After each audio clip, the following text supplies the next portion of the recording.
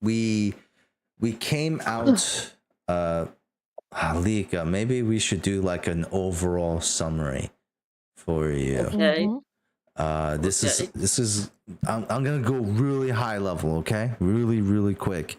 Party was on a slave ship in this place called the Isle of Shackles, bunch of small islands and bigger islands and whatever. They're on slave ship, they're slaves being transported. Pirates come, attack the ship, sink the ship, rescue the slaves, and then press gang them, saying you have no choice, you have to join our crew.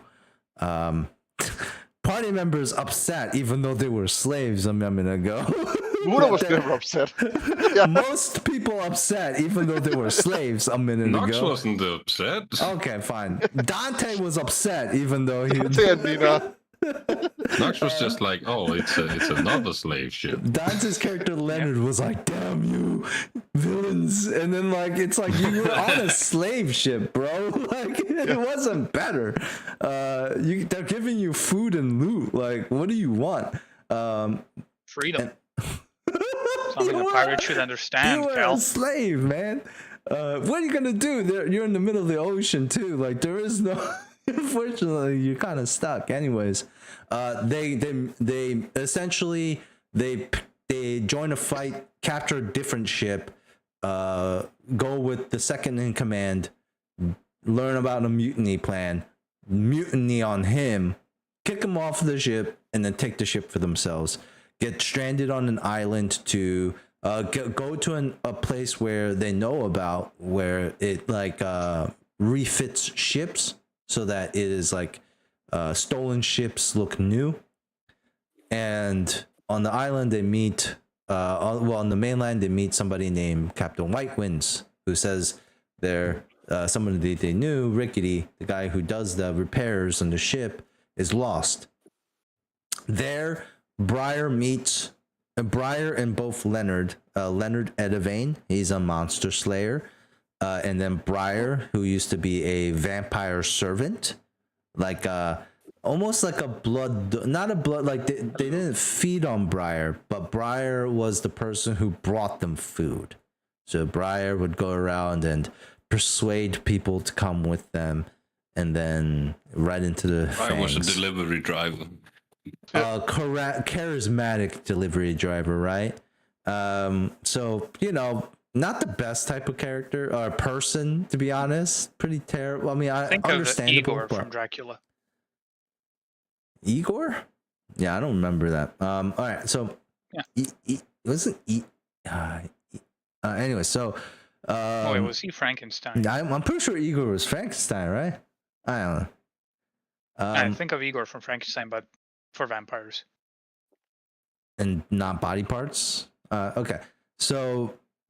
I mean, Leonard, and so both of them meet a really old vampire on the island, turns Briar into a vampire because he's enemies with the vampire that Briar used to serve. So it's like a big FU, turned Briar into a vampire. Mixed with the curse, I forget what exactly happened, but Briar was also cursed from some Book of the Dead that they found. In the same dungeon, let alone where you guys found the vampire. So this shit happened like really quickly, back to back. Briar got cursed by a book, and then before they can even do anything with the book, they get bit by the vampire and turned them into some unholy creation where Briar was a vampire that fed only on the dried blood of the undead, the flesh of the undead. Oh, flesh. Yeah, yes. Flesh of the undead. Flesh. So it turned Briar into a nasty vampire. And Leonard learned about more of his ancestor. The vampire named Malyaz holds a whip made out of Leonard's ancestors. Like it was a skeletal whip, and it was like a spine of past Edivanes. One of the past hero Edivanes. Which Leonard was like, damn, I want to use that whip myself. That's a cool whip. Grandfather? Best way to get vengeance. Grandfather whip? All right. And so that was all that really happened on that island, and something with the dinosaurs. I think 2 dinosaurs came on. We don't really care about those. There are many dinosaurs. But One yes, of them is a Plungers. flying squirrel now. One of them turns into a flying squirrel. The other one's probably dead. I don't care. And then we go. we go See, to. it's a good thing you decided not to have a pet.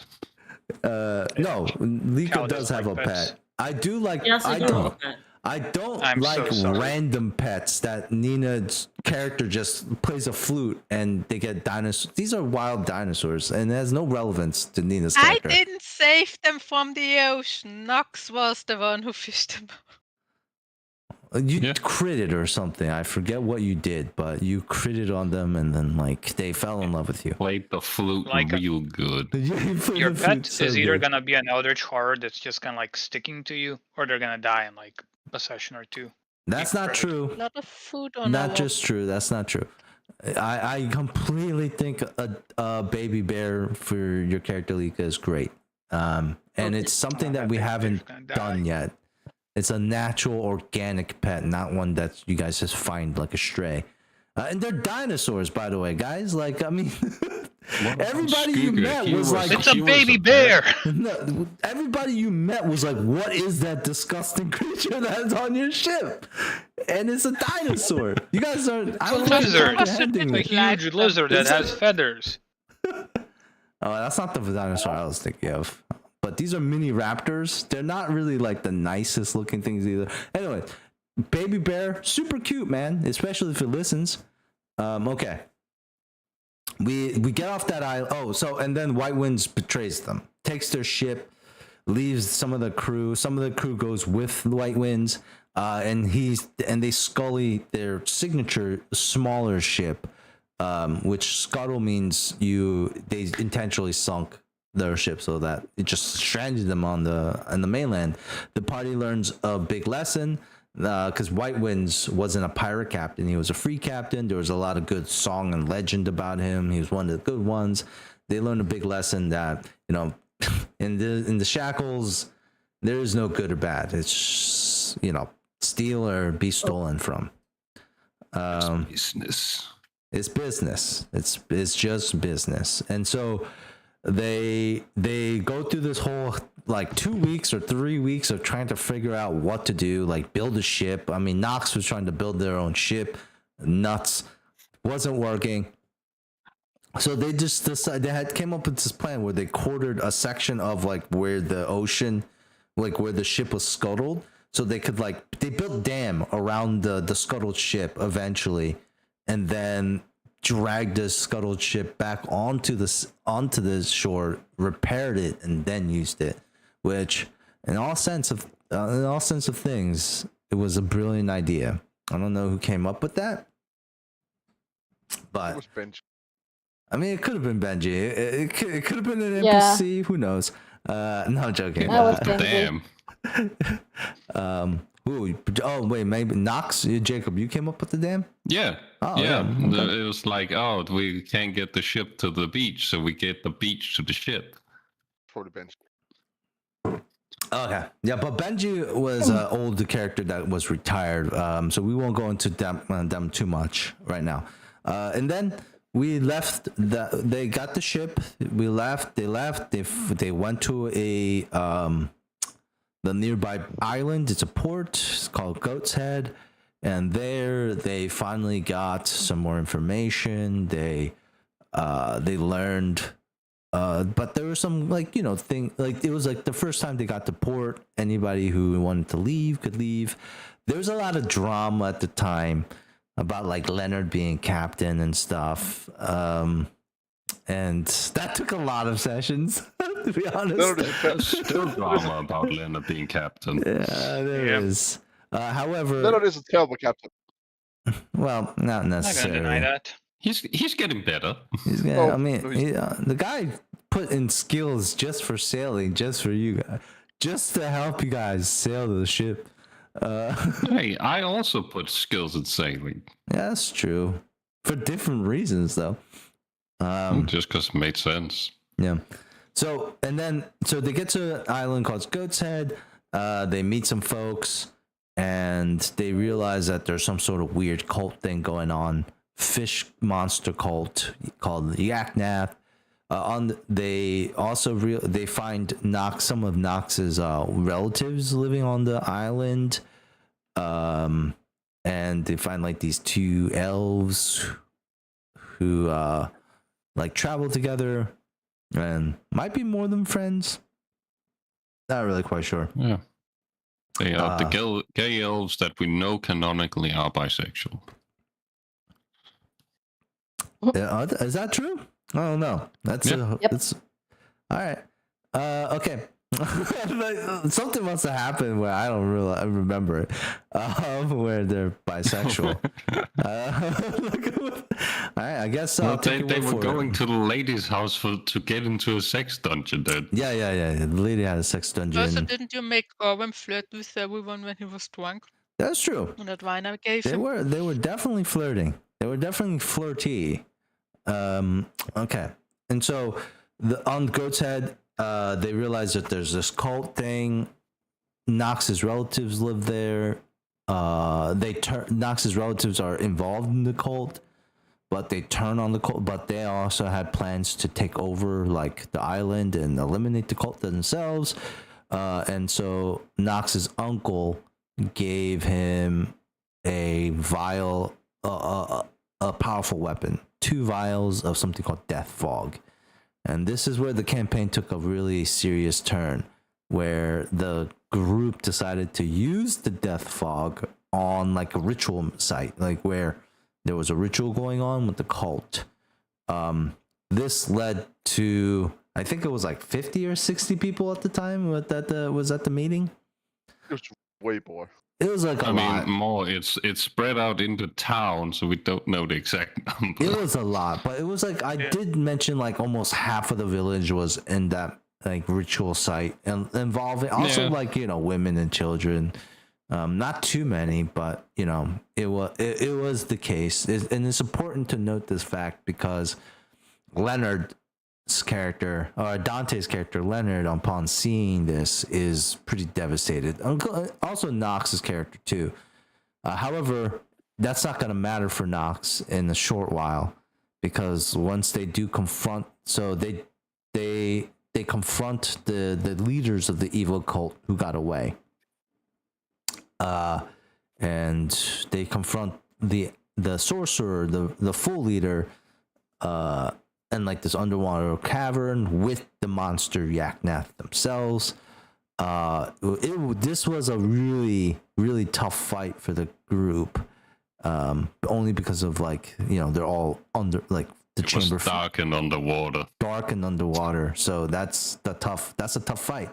However, Skugga is good, and he kills the sorcerer before the sorcerer has much of a chance to do much. Leaving it was just Yaknath in the group. Aaron gets Anae's character Aaron, the gunslinger, gets badly beaten up as well. And I think everyone's characters got some hurt, and Nox ends up dying in this fight. Nox ends up dying. I almost died. Yeah, I mean, everyone's character was hurt, but only one character actually died, which was Nox, which is unfortunate. And then Sandara too. Sandara is one of the NPCs on the ship, died as well. And so what we do, what we have was Leonard's girlfriend. It was Leonard's girlfriend. Not official. And then what also happened was that the Yaknath also held captive a very powerful mermaid, also known as a Rosaka. The Rosaka, Aaron actually freed the Rosaka during the combat, which actually turned the tides for you guys, literally. And she also could heal and was healing you guys. But then she turned, and then after you guys killed Yaknath, she turned on the group because she didn't she was enslaved for many years, and then she liked Aaron and she wanted to keep Aaron, and the group didn't want to let her keep Aaron, and she's a very powerful mermaid, and with hair that can grab people. And so the gang, this was the first time where there was a group wide compulsion check. Whereas if everyone failed, then Aaron and his new character at the time would have been just another old character, and they would have made a new one. But this would have been your first character death if that happened, though. Not necessarily like you just Wouldn't switched even out. have been death. It would just be forceful retirement. Forceful retirement, sure, but I mean, who knows though, right? And it's probably not gonna end in happily ever after, maybe. At one point, do you think Aaron's gonna get pruny down there, like under the water for so long? Is that even possible? I don't remember the record, but your skin definitely starts like To peel away? It doesn't do well. Yeah. I think it starts peeling. Ooh, I don't want to think about that. Oh, I'm glad you guys saved Aaron from this fate, for sure. However, like this is one of the first times where Leonard is the only one who's unaffected, and single-handedly not saves the group single-handedly, but prevents something bad from irreversible bad to happen, but takes the brunt of that anger. The group is eventually, like everyone is restored, and eventually like a pirate ship comes that they and distracts the Rosaka, and the pirate ship's actually attacking the group because the group summoned a demon on board that pirate ship. I'm not gonna go into it too much, but you'll learn about it a little bit. And then, oh man, so much. And then afterwards, they try to rescue who they can from Goat's Head Island as the Rosaka begins to like physically sink the entire island. Get back onto ship. Muna gets a couple of visions stating that he should go to Tidewater Rock. Crew votes. Eventually, everyone votes for Tidewater Rock, and they arrive at Tidewater Rock. I said Tidewater Rock maybe like 5 times in a row. So at Tidewater Rock, they meet the master of Tidewater Rock, named the Collector, who is mortal enemies and rivals of Captain Whitewind's, assuming that they're Whitewind crew because they have his ship. What? At Tidewater Rock, though, the Collector does kidnap the rest of the crew. When Muna mentions to the Collector in their meeting a name called of the Watcher, which is another one of the Collector's rival that actually lives on the island itself of Tidewater Rock. So the group had forced to go out and find this Watcher to rescue the rest of their crew. The Collector has given them a timeline, like 10 days or something. The end of the arena, the candle tournament, which is like some sort of tournament that's going on. And the crew goes to a village called Songtide Village, where they're encapsulated by the beauty of Shaylin. It's pretty much a haven for arts and crafts and theater and stuff like that. A mixture of regular people, aquatic people, and half-breeds in between. Oh god, there's so much stuff. It's like over like a year and a half worth of Pathfinder. Essentially, Also omitting a lot. I'm omitting a lot. There's a lot that I'm not going over as well, but that's fine. Don't get too overwhelmed. Right now, what's important right now is the group just got back from taking care of the Watcher. They have who was a mind flayer. Muna's character essentially had an ultimatum where it was like, do you want to go with your summon, your Eidolon, like one of these summons of Muna's that was like with him for protecting him ever since he was a kid?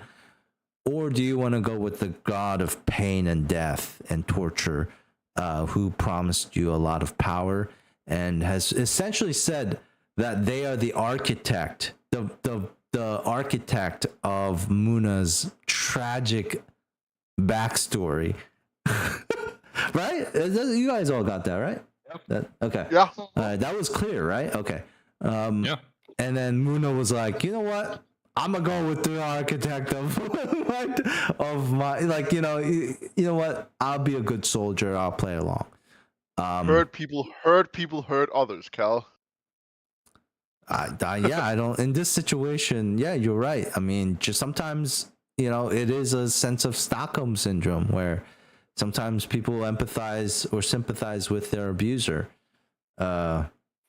which is not good, But I guess it was the concept of power, and Muna has changed. He is more like power hungry than he was at the start of this session. However, the power you guys, so the Watcher was amassing an army of gnolls to attack Tidewater Rock. That's also being defended by regular humans, yes, but also a militia of bugbears. These bugbears and gnolls were native to this island before humans came and colonized it. And they were warring even then before, gnoll versus bugbear back in the day. So they have history. And so it seems like one side took to civilization and living in the cities. Those are the bugbears. And then you have the gnolls who continue to live out in the wild as in tribes. The group foils the Watcher's plans by cutting his head off. But along in this fight as well, unfortunately, Nox is regenerated, revived the body, because they did revive Nox and they came back as a female. It was rolled on the random table, comes back, and she dies in this fight too. Every major arc, one of Jacob's characters dies. Get used to it. And an intellect devourer. It happens from time to time. Because we only do these some arcs time to time, but and so an intellect devourer goes in and inhabits Nox's old body, eats the brain, and behold, Jacob's new character, an intellect devourer parading in his old character's body. There's one last detail, God, and this is a big one, is that the group also possesses a pale orange rhombus Ioun stone. And this Ioun stone captures the souls of the recently slain nearby. Whoever holds it, I think Muna has it in a 10 feet radius or 20 feet radius. I forget what it is. I think we're kind of flavoring it depending on the situation. No, there's a distinct radius on it. When has it not been within a certain radius? Wasn't it Owlbear? He died far away from me. Yep. No, I think Did he? that's because we tried to call his soul back for the resurrection, but someone else took over the body instead. So then when his soul came back, he got sucked into the gem. I don't know how to emphasize this. Leonard rolled a nat 1 on that check. Or he failed on that check. Yeah. I have to tell you this again. I didn't tell you guys at the time that Leonard failed. I just fucked with you guys and let you think that something actually happened. Owlbear never went into the gem. However, the Duke Silverius, the other side of Owlbear, did go into the gem afterwards when all said and done was happened. It's interesting. Yeah, that is interesting. I have a gem full of people. Yeah, and then so a lot of the NPCs that died are in that soul gem, They including never really leave us. including Nox. Actually, one of them actually came out and inhabited Owlbear's body for a little bit, and essentially, and that was recent too. We did end the whole Nox character arc with him and Sundara on a beach, stranded, like they were on the island as the party. and they are trying to build a ship or something to sail out and quote unquote break out of this gem and go into the afterlife, essentially. Yeah. So, damn. Like now that I'm saying this out loud, this is confusing. It is. It's just so much detail. It's crazy. And then so Almost like we've been playing this campaign for quite a while. Yeah. Mm-hmm. So you guys, so we finished all that, and then Muna teleports the group with his new powers to Songtide Village. Nino, you weren't here for this, but you have the head of Steward Ven. I think we have to resolve this before we go back to Tidewater Rock. What does Briar do with the head of Steward Ven? I mean, if it's Hmm? bad to give it to the Whoa, people, no, like I'm asking you what you're doing with this head. Like, what? don't ask me. what I got if from it's good or bad. Mikkel was that What? the Mikkel! people are actually said that he's gone, Mikkel, why so I would you would say give that? it to them. Right to What the fuck? he was not there. I give a Why you- summary, just like I would do for a nay. Yeah. But it would have been so funny. Yeah, I know. So I was thinking Let's of be honest. when Okay, we be got honest the with me, collector, Nina. Be honest with me, we Nina. could be like, Were you going to show we- them the heads if Mikkel never told you that? Yes. Were you going to show them the head and be it like, would I have killed this? depended on what their reaction was to The head? the message of the death and stuff like that. I'm not like Oh. just parading heads around. Now I'm thinking You know? if we It's not Jake. the first head. It's not the first head. It's not the first head you carried around for a while. yeah, but I have the head hidden in my You have a backpack. track record. You do have a Yeah, track but record for I heads. never paraded any head around. And No, was like, you "Oh, just look, I talk have to a it when no severed one's head." walking. Yeah, because no, you he can hear would me. because it was a zombie head. It could have talked back if it wanted to talk, but it didn't. Anyway, my now goal is if we go back to the collector and be like, yeah, we defeated the Watcher, but we found those two bodies there, so Wait, have you got the something you head can of the bury. other dude too?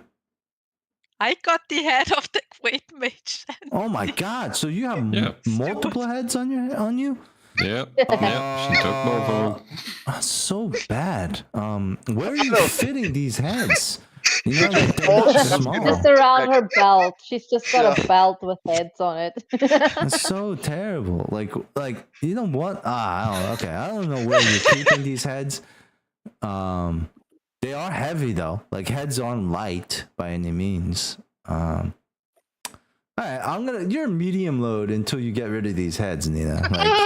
Like, you know what I mean? You just does gotta buy a medium bag load of holding give me? just for heads, call it the bag of heads.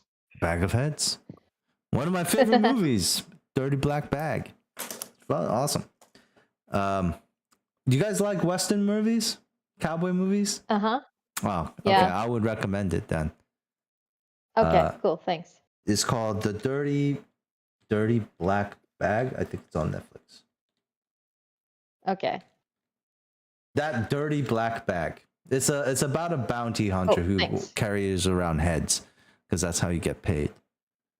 And essentially that's what you guys are doing, Nina. It's like you're like, here, let me bring these heads and they might come in useful and handy. I mean, the collector does collect things, so Those two guys were his like employees, so yeah, but maybe he wants he'll to do give them a something. proper burial. Sure.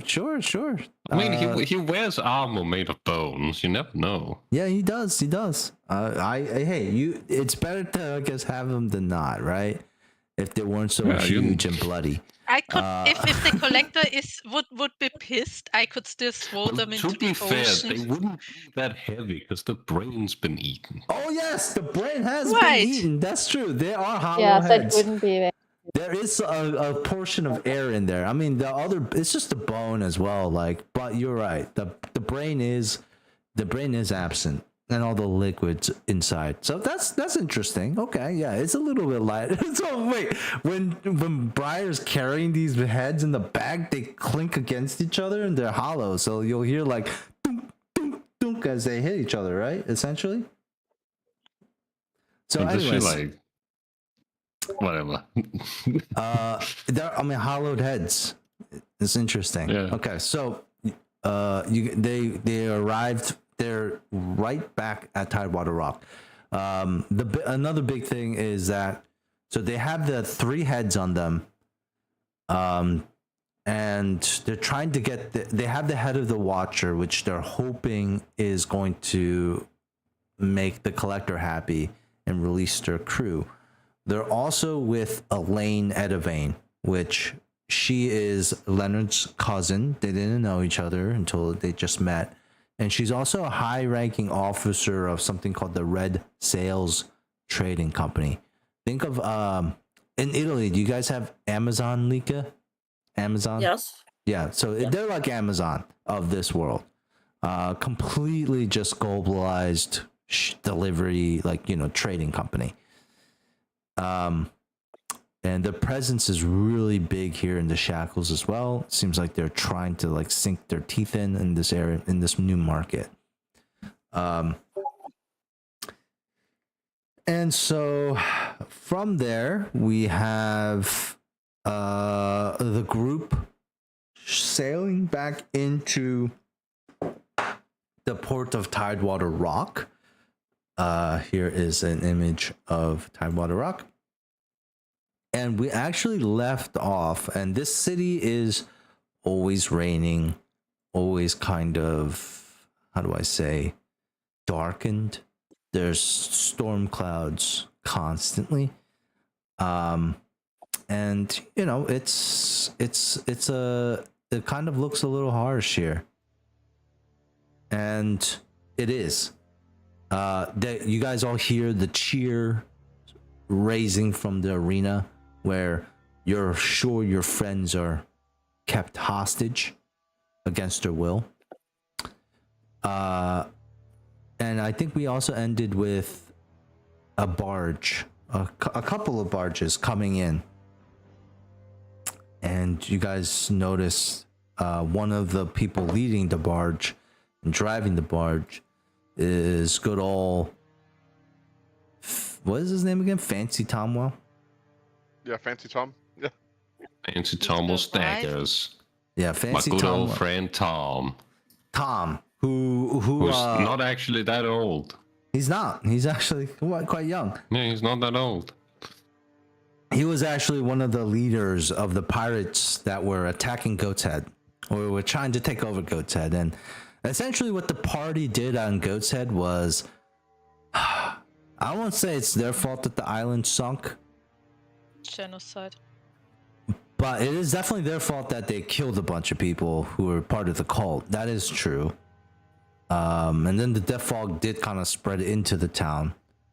But then there was also pirates, and they kind of fucked the pirates over too on this island as well. That was trying to take over this island. Yeah, we summoned a demon on them. Summoned the demon on them. And so It essentially was like, give us all your treasure, or we will attack you. So we summoned a demon. They started shooting. That is what pirates do, as pirates often do, right? And then as adventurers, we summoned a demon. Sure. Fuck 'em. It was Standard self-defense. practice. It was Sure. self-defense. Sure. Standard practice. Any I adventurer plead the would have fifth. done it. It's plead the fifth. there's also every time we say something, there's like a million stories behind it too. So there's the whole issue of Leonard not being able to say location a couple sessions because he primed this demon summon, but as soon as he says a location, it would have pulled off at that location. So it's so funny. We need to curse him with that again. It was funny. So Fancy Tom Null Staggers was one of the pirate leaders. You guys saw him on this barge with what you're assuming is a bunch of refugees from Goat's Head Island. Folks who got off of the sinking island Islands probably don't sink too quickly. So they probably had a little bit of time to get out of there. And you know, scattered within the refugees are also like people wearing pirate clothing as well. You know, so not just Goat's Head refugees, but also the remnants of whatever pirate gang. Shark fins, I think I call them. Shark Racer, I think. Shark raisers. Shark raisers. Yeah, something like that. Who are like the remnants of that gang. You guys have the Watcher's Head, you know, and for your character, Lika, they can actually be in the city of Tidewater Rock, you know, just wandering about. Okay. With a baby bear on her shoulder. The bear would, I mean, yeah, it could be over your shoulder, it could be following behind you. No, I imagined it on my shoulder like a sack of potatoes. Okay, sure. It's just slouched over your shoulders like a sack of potatoes. And as you're walking through the city of Tidewater Rock, like what would bring Hestia to a city like this, where the streets are filled with mud, wet, like because it's constantly raining, mixing with the dirt. Probably There's a grime. job. What kind of job? Is the city is ruled by a tyrant and infested with poverty. Well, in poverty, often people find themselves with babies, and Hestia is a midwife. So probably she came here to deliver a baby. Spread some what's the motive? What's your motivation of helping these people, of being the midwife? Well, I like bringing babies to life because one, it's my job, and two, it's the help. I'm not used to this. No, it's okay. Take your time. It's my. I can only think of the word in Italian. Say the word in It's what Italian. drives Don't me. don't worry. I feel the same often with like I only know it in German. Say it in Yeah, Italian. I don't know No, any alternative Italian. Italian too. So, it's my I had Italian in high it's school. my belief. It's what drives me. My motive. Is to I bring live to babies. bring life in the world. Okay. Your calling? Yeah, Destiny? my calling, exactly. Why a place where it would be more downtrodden instead of like a nicer like city? You know, like Babies are born everywhere. I That's true. mean, they have to be born even in horrible cities. You can't just let them into the world where it's all nice and rich and fancy. You have to let them in the world even when it's grim and gloomy. Sounds like my priest's excuse. what? When I asked my priest why does God let bad shit happen to people, especially kids, same excuse. Okay. Well, it's a Bad joke, viewpoint. moving It's a on. viewpoint, not much of an excuse. Okay, so essentially, you know, Hestia's travels brings her to this place, not necessarily because of a specific reason, but just drifting, like a nomad, like wandering, traveling, Yeah, going where seeing you if feel there's like. any babies who need to be delivered. Maybe there was a touch of the divine as well in your decision. Yeah, there could be. I'm gentle just hand. imagining you busting down doors. Anyone pregnant in here? Babies. That helps the babies come out. That helps this initial start. Like you I surprise will them. stay with you until it is time. Yeah. Oh, What's it's for like lunch? Come in on the I'm not fucking even Kool-Aid. married yet. Yeah. And you know, that's sometimes accelerates it, right? Just scared the shit out of a pregnant. No. So maybe there's a gentle, guiding hand. Maybe you Yeah. leave it up to your goddess, who to kind of guide you to where you need to be. And is that the type of attitude Hestia kind of has? Like, I am where I'm supposed to be, which is Yes, here. it kind of is. It kind of is. She's lived a long, long time, so she lets faith and fate decide where to go. I see. I'm gonna say this. In your travels, you have heard of Goat's Head Island. And the last time, like, it's on the Tidewater Rock is near, it's not like next to Goat's Head, but it's like a logical next step in some ways if you're going this way in the island. And so I'm going to say that you were actually at Goat's Head Island before the party ever was. And on Goat's Head, I mean, years before, not even like, like a day before, but I'm talking about years. Essentially, about 18 years prior, you were on Goat's Head Island, at least. And you could have stayed on Goat's Head Island a little bit longer, too. But you were there to birth a child. And this child was the son of a modest farmer, sheep herder. And unfortunately, the farmer was a human and the mother a halfling. God, And don't do this, you fucker. The Don't make any empathy. The halfling woman died in childbirth. And so it was only the father and the son left.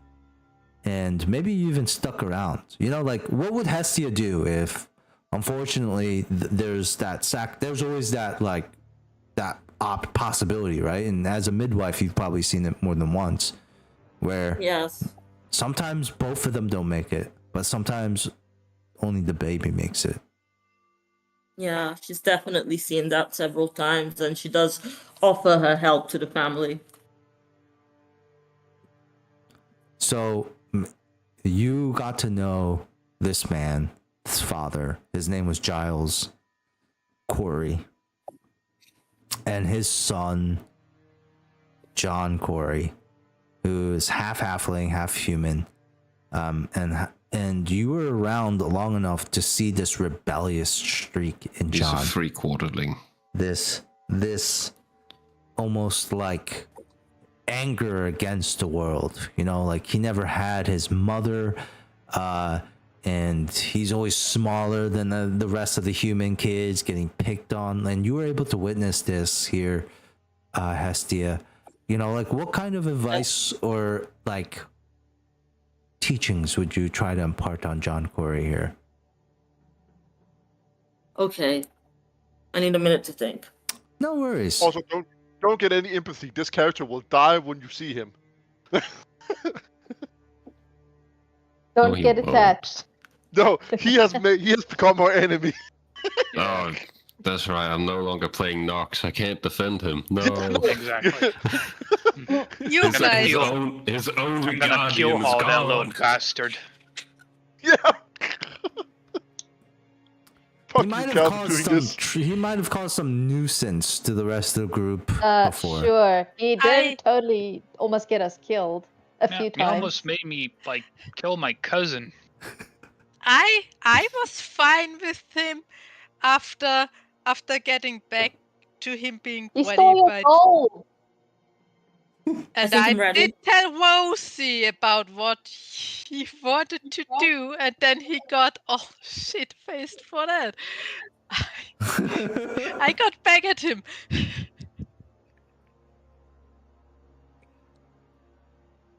So the group already, as you think- can see, I has think I'm ready. history. Yeah, they have some history think with I'm this kid already. Yeah, I would have tried to be as much as a surrogate mother as possible, like teaching him to read and write and things like that. and Okay. always giving him encouragement for his dreams, his Okay. This is his John Corey. yes. Yeah, I'm looking. You popped up his character sheet. Here, you publish show. Well, no, you just click on bio and then you click on bio. Yeah. Oh. Oh, he's Uh, cute. Yeah, No, he's a he's little dead. kid. No, he's No, not he's dead. not. He's Deceiving. he's adorable. And so, He would do no wrong. so how many years were you with also him make a cute corpse. before you moved on, Hestia? Because there's more kids that need to be born, and you can't, like you're a midwife, not a mother. Like 5 years and then moved on. 5 years, okay. I like that, a midwife and like a starting like Not for Lamer. everyone, but only for this child because unfortunately he didn't have his mother. Yeah, still nice. motherhood is the big topic for Hestia.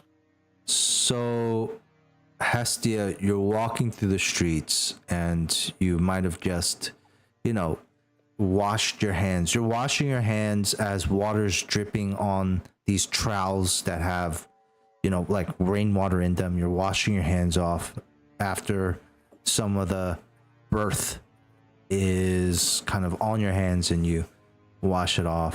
Yeah. You hear the wailing of a baby nearby. Another successful delivery for you.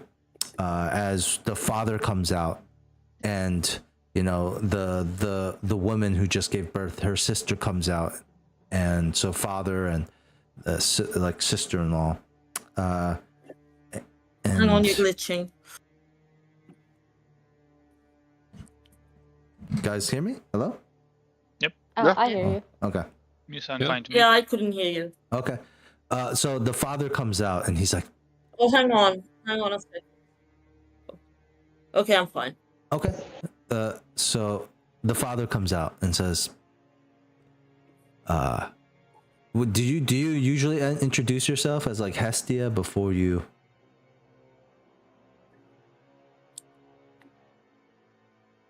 Yeah, sorry, I heard half of that because my internet is glitching. Oh for no, some no. reason. Did you do you like tell you people like what your name is, like Hestia or?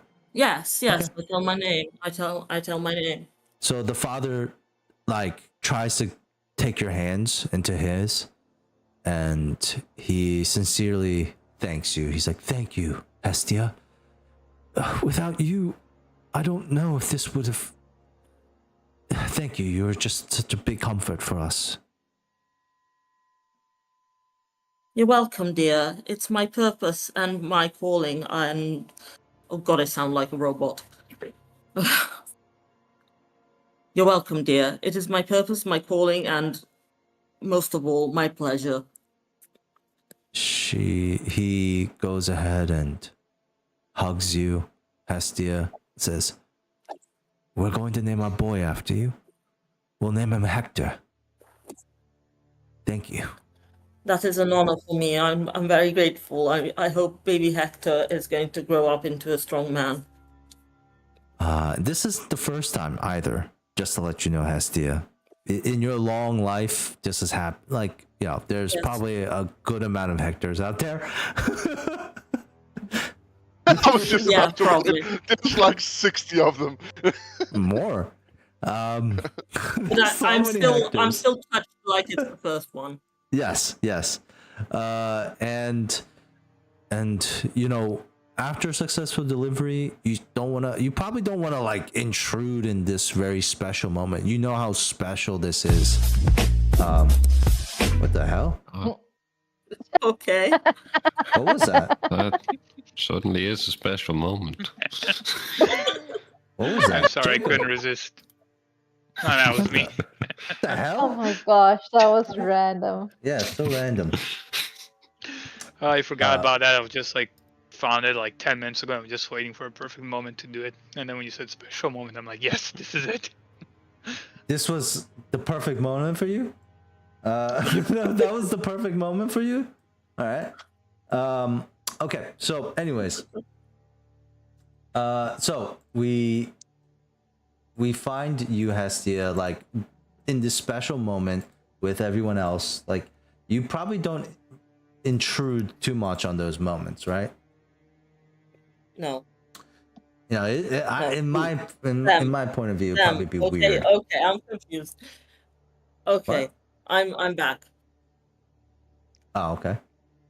So Yeah, I'm gonna I say got confused. while you're walking through the town of Tidewater Rock, you're looking around and you're probably going back to your quarters, wherever that may be, and Okay. probably a tavern nearby, right? And Yes. as you're walking to it, you notice a figure that you haven't seen in a while, but definitely is somebody that you know. You see what almost seems like what catches your attention is the fact that it's like a young boy almost, and then you realize it's not a young boy. It's a boy that it's a young man that has some halfling in him, and you realize that this almost like dirty, grimy boy, well, with like one of his shirts half torn off, mud on and like scratches on his face. Looks like he was just had to like defend himself. Kind of like knees up in that like crouch, like sitting on the mud, like his hands wrapped around his knees. But you've seen that golden brown blonde hair before. You've seen his narrow shoulders. As you approach like this boy, he looks up at you, Hestia, and it's unmistakable. This is John Corey, about 13 years after you see him here in Tidewater Rock. The last time you probably saw him was like, the last memory of him when he was 5 years old before you left. It was probably when he was happier. Like, Yeah.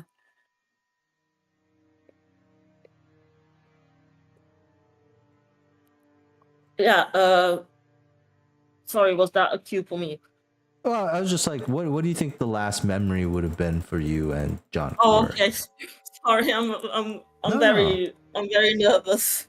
Don't be. It's fine. I really want to make a good impression, so You're doing perfect. Guys, let's you guys all love Lika already, right?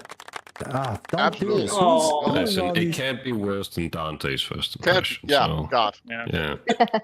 It was so bad I've blotted out. To be fair, We're can't that be bad. worse than when Nina was introduced. That was when we killed Jacob's character. That's right.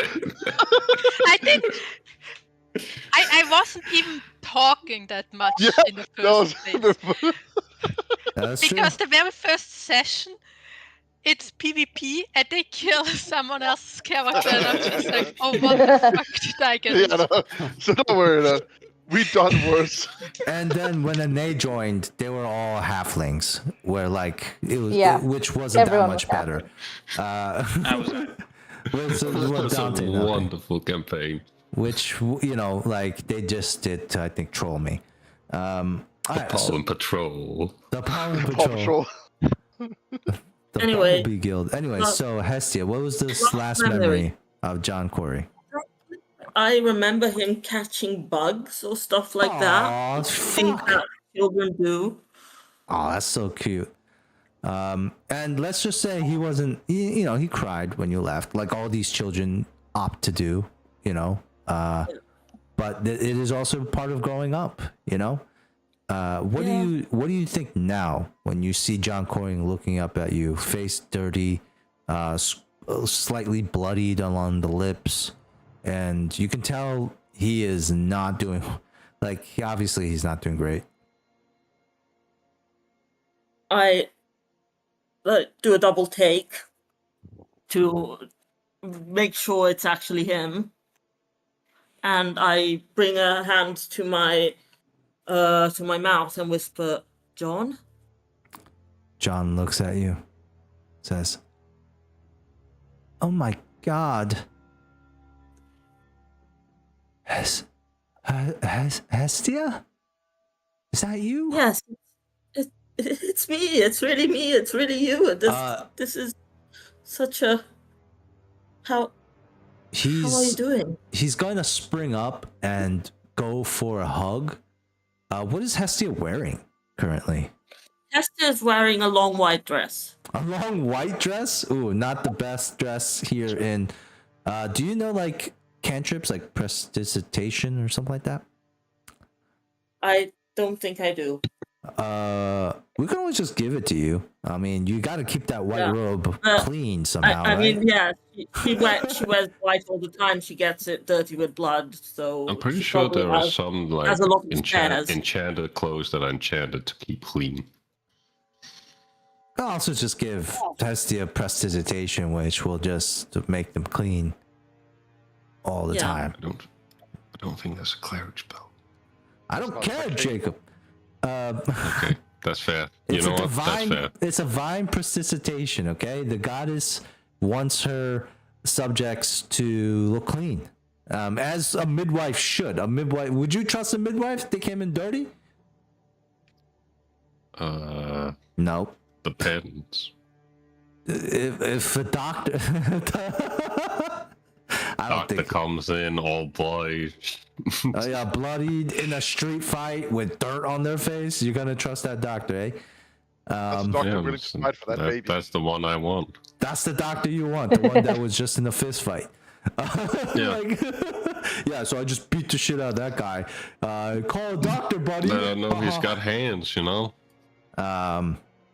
Another thing about what Hestia is wearing, she is wearing a kind of collar necklace made out of crystal. Oh, interesting. Okay. So it almost seems like John Corey was gonna give you a hug, but then he realizes that he's dirty and you're wearing a clean white robe. Besides, like No, the bottom. I edge him on to just come and hug me. You can see he's conflicted for a second, and then he just kind of his chin lowers, and he's like,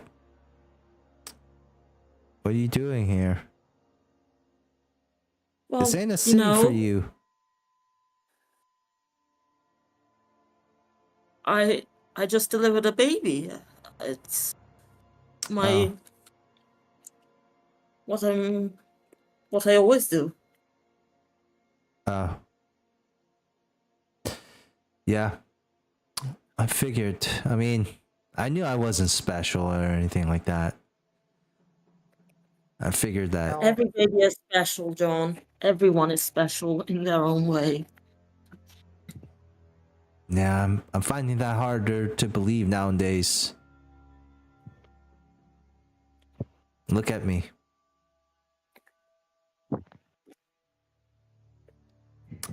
And like you can see his eyes start to like well up with tears to get red. He's fighting back. Whoever keeps doing this, I will kill you. Not me. All right, It's not I'll me. stop. I'll stop. I'm sorry. Jesus, You're in a Dante. weird mood What today, the man. fuck, What's man? up with you? You've You know, never done this before. We can just all mute Dante's sound, no, and no, he can I'm never not- do it again. I'm just like he's never done this I before. turned it off. Why are you doing this now? I don't know. I just discovered the soundboard. It's exciting. Okay. You just It's killing the discovered this tension. so It many helps. times, man. Yeah, We've been over this. you have done this before, Dante. God damn it. What is going All right. on? I'm It's All right, like I'm putting away tension, the. it helps, I'm putting it away the helps. tools. I'm putting away the tools. There's no pressure here, but John Corey just kind of, looks up at you and yeah, I mean, he looks dejected and he looks like he's about to cry. What do you do? I hold him in my arms. Alright. I put the bear down. The bear jumps down, sure. Yeah. Shakes. And I hold him in my arms and say, "Shh, it's okay. You've done your best. That's what matters." Okay. He's a little hurt. Would you like to maybe ease him of any pains he seems to be in at the moment? He's maybe Yeah, I taking some can damage. heal moderate wounds. Don't cure light wounds is fine. Wounds. Yeah, cure I cure don't light know if wounds. I have that yet on my character sheet. No worries. It's I think what is it, Dante? It's like a 1d6 plus wisdom. 1d8 Yeah, I plus your One level, sec. Yeah, just roll a maximum d8. of 4. Yeah, just roll a 1d8. Cure light wounds, right? Mm-hmm. 1 sec. My character sheet is buffering. This is gonna be your first roll of the campaign, and it's Oh, healing. 1d8. Yeah, it's healing. Remind John me how Ford. you roll again, because I haven't done this in ages. There's No, two it's a ways. D6. Oh, it is a d6. It's a d8, d6. Oh, I could be wrong. Jeez, Oh, I here's should the- just look it up. Yeah. Right? Oh no, it is Yeah. 1d8. Oh man, I've been 1d8. underselling So you you guys can with do my it like heals. this. Yeah, I've found the little icon with the dice. You can also type it //R Okay. d8. Like Says you can also do that 1d8 without the quote. plus like 1 per Okay. caster level, and Okay, I'm going. okay. Oh, Ah, fuck. Yay! first roll of the camp of your session is a 1. It's apt. 1 plus whatever. You see some of I the believe it's 5. 1 plus 5. Okay. Yeah. So that's 6. You see the cut on his lip heal up, Hestia, and the warmth kind of floating over his body. He was shivering before from the cold, and like there seems to be some like emotion just spilling out of him, and he starts to like weep, and he's like burying his head in your clean robes, and you just hear him say, "My dad. I have my dad."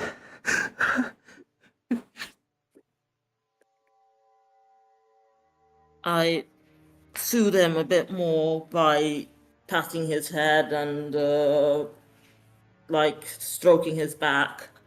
And I listen to him sob, and I wait for more explanation because I don't want to force it out. Yeah.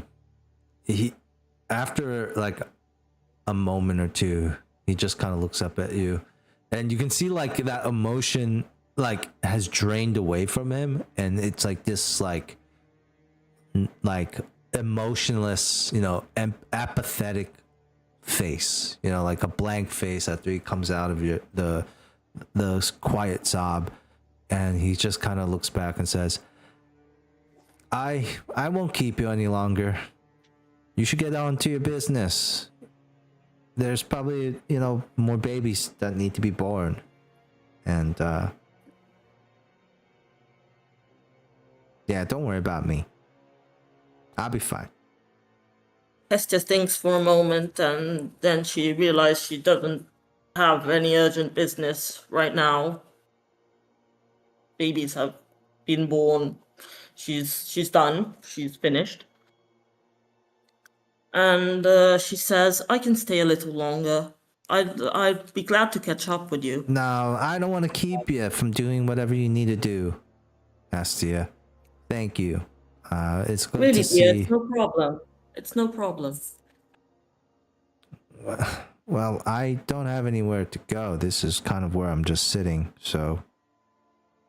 You can come to the tavern with me.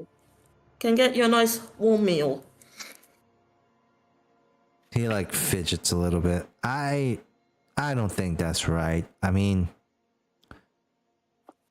I don't want to cause you any problems, Hestia. No problem. It will be just like old times. He frowns at that. And you see there's a question he wants to ask you, but he just can't spit it out. And he like opens his mouth again, closes it, and just like kind of nods. All right.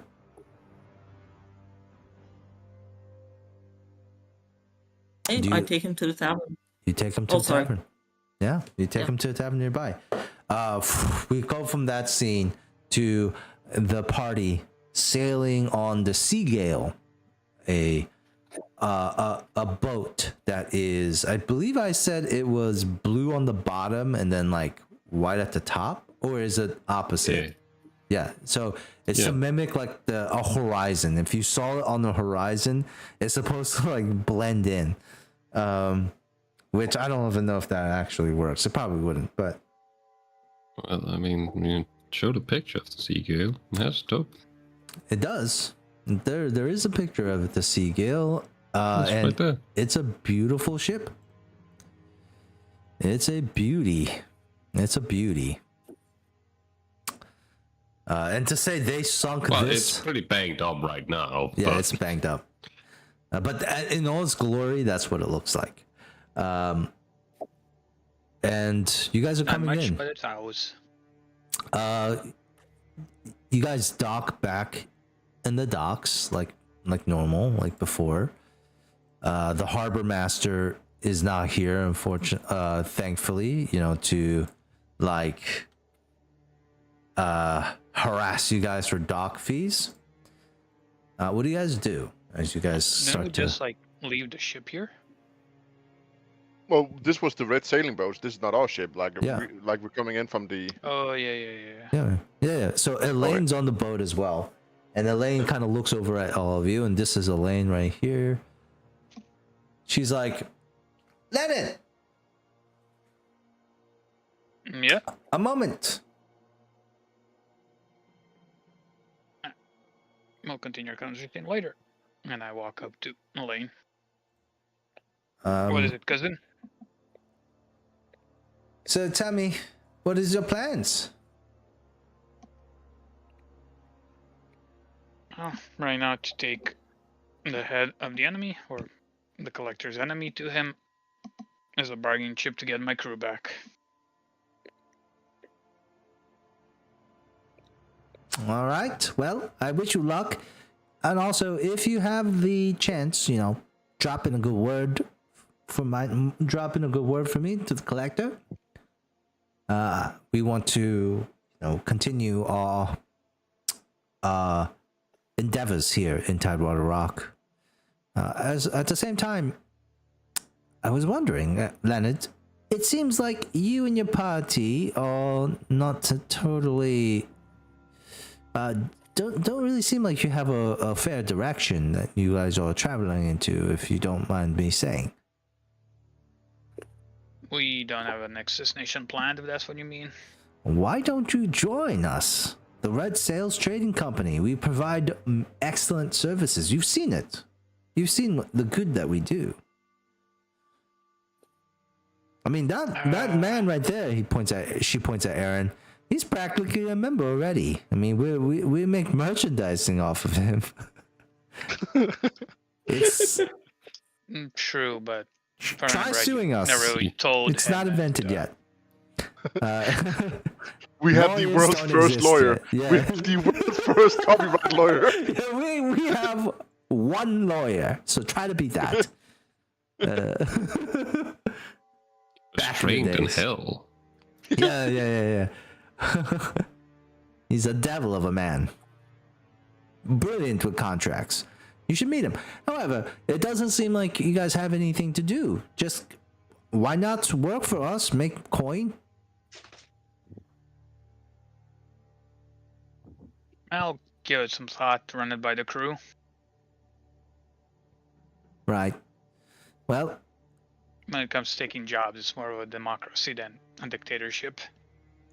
well, I will be docked here for a little bit. And I disagree. I think democracy is the bane. I've heard of this word democracy. I think it's the bane of all existence. Putting power in the people, it's crazy. Well, it's something pirates started, so I can see pros and cons. Pirates aren't notably the most educated people, though. It's like one of the biggest things about them is that they're not really like higher education folks. They're brigands, Leonard. They're brigands. We make money the legal and right way. If you're in your head.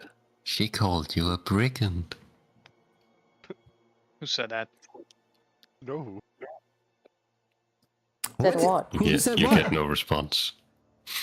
Leonard, you're losing it, man. Leonard, please focus.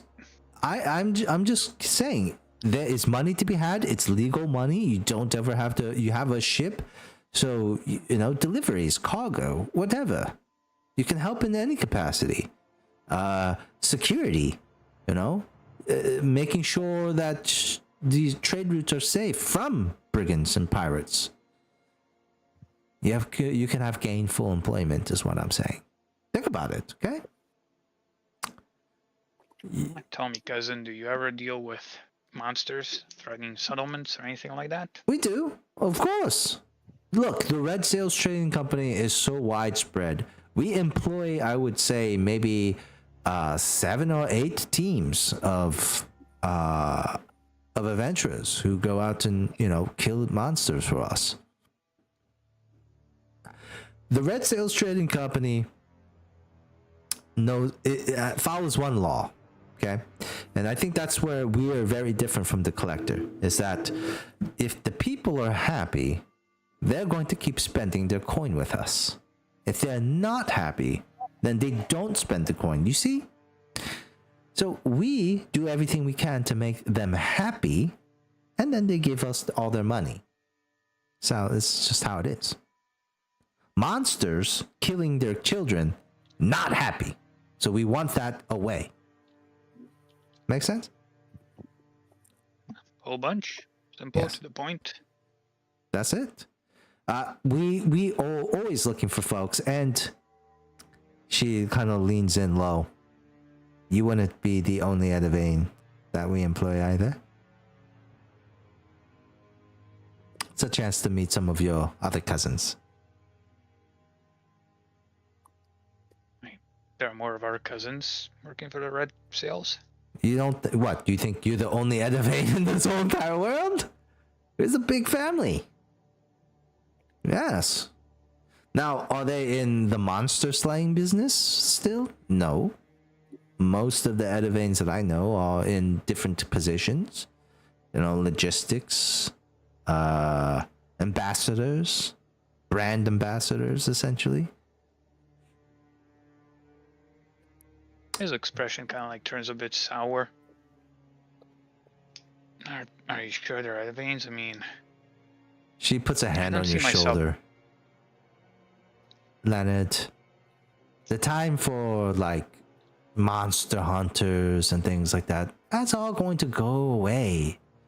What you're going to get is an organization that will be able to handle all of these, and we're actually going to start one. We kind of have it already, where it's going to be like adventuring services.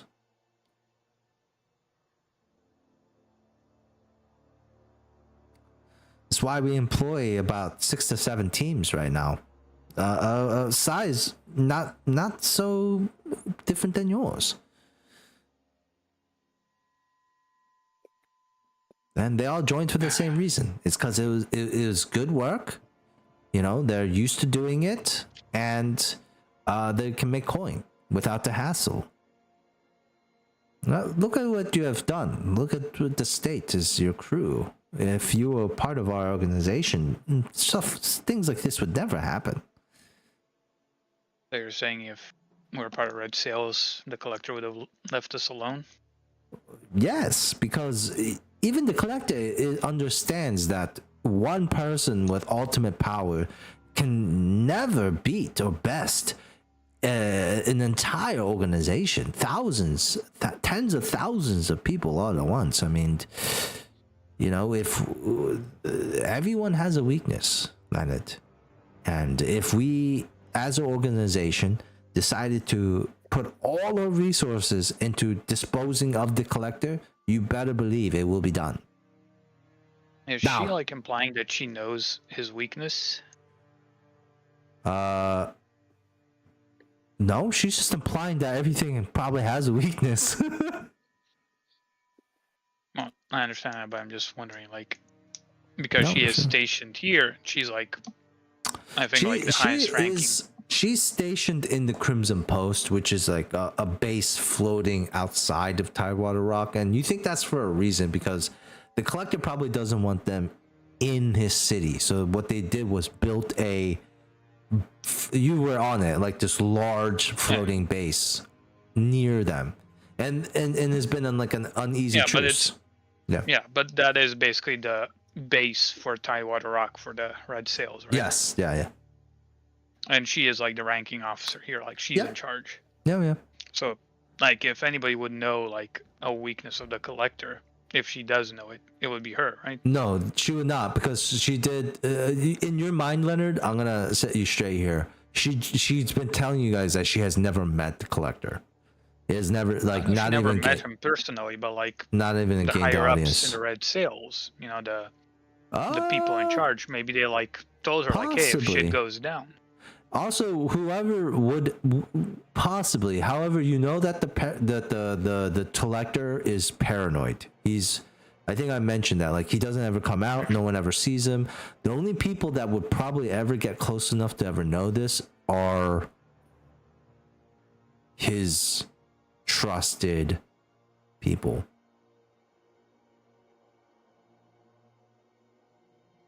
Which some of them have already died. Two of them. So Elaine just kind of looks at you and says, look, this whole monster hunting business and this adventuring stuff, it's going to go away soon. Eventually more people are going to have guns. and we're just going to get bigger guns. And you have seen what happens. You have a friend, correct, that uses these type of weapons, yes? Yes, Aaron, you talked about him a minute ago. Yeah. And do you know why he's so popular with the kids? Because of his hair and good looks. Unfortunately, there are people with better hair, myself included in looks. No, it's because he's using something that is a tool that is essentially could be more powerful than a magic spell. I've seen you must have seen him use those weapons in battle. What are they, if not deadly and dangerous? Here's the boomsticks. Leonard. Yes. You know better than call them boomsticks. You know what they are called. I like it. Leonard, they're sticks and they go boom. You are an Edivane. I would like you to represent our family name in a more educated manner. They're not boomsticks, they are pistols. They're sticks and they go boom. You are the dullest Edivane I've ever met. But in that, I offer you salvation. Please join us. And you don't have to think about your next job or your next destination. We will do that for you and your crew. And she kind of pulls you aside, Leonard. It's clear, Leonard, that you are not a tactician. You are not a strategist.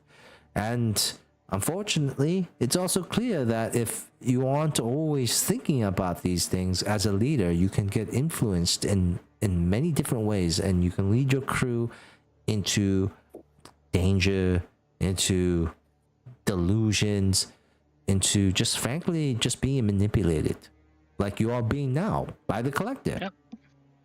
And by you right now. No, I am trying to tell you that. Anyways, Leonard, you have to understand that sometimes this isn't meant for everybody. Sometimes it's okay for you to surrender some control in exchange for stability. That's all. That's all I'm saying. Think about it, is all. Ask your crew. Alright, will do. And then, like, she calls for the other people. They spent enough time. And she's like, Ralph, get the rigs ready. We sail. And you guys get ushered off of the boat for the Red Sails Trading Company galleon, pretty much, just a huge boat. And you guys find yourself deposited here on Tidewater Rock. What do you guys do? Okay, guys, we should probably consider what we should do. Should we go to the collector now? In a bit, I want to discuss what we're gonna do, especially with our new friend here. Well, Oh, hmm. yeah.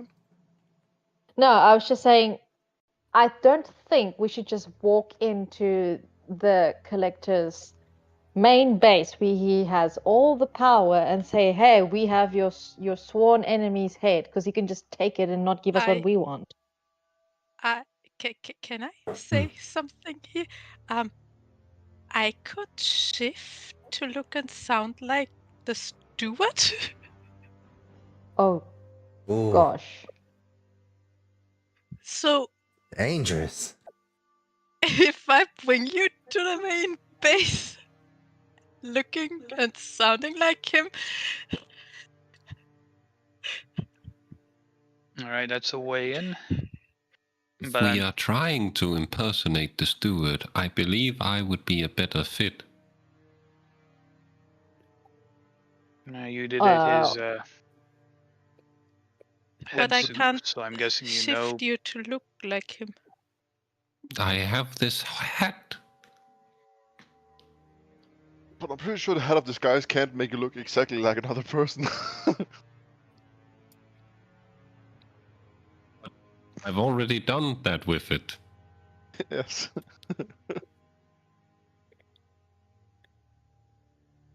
I'm pretty sure our DM doesn't care. Okay, you're correct. All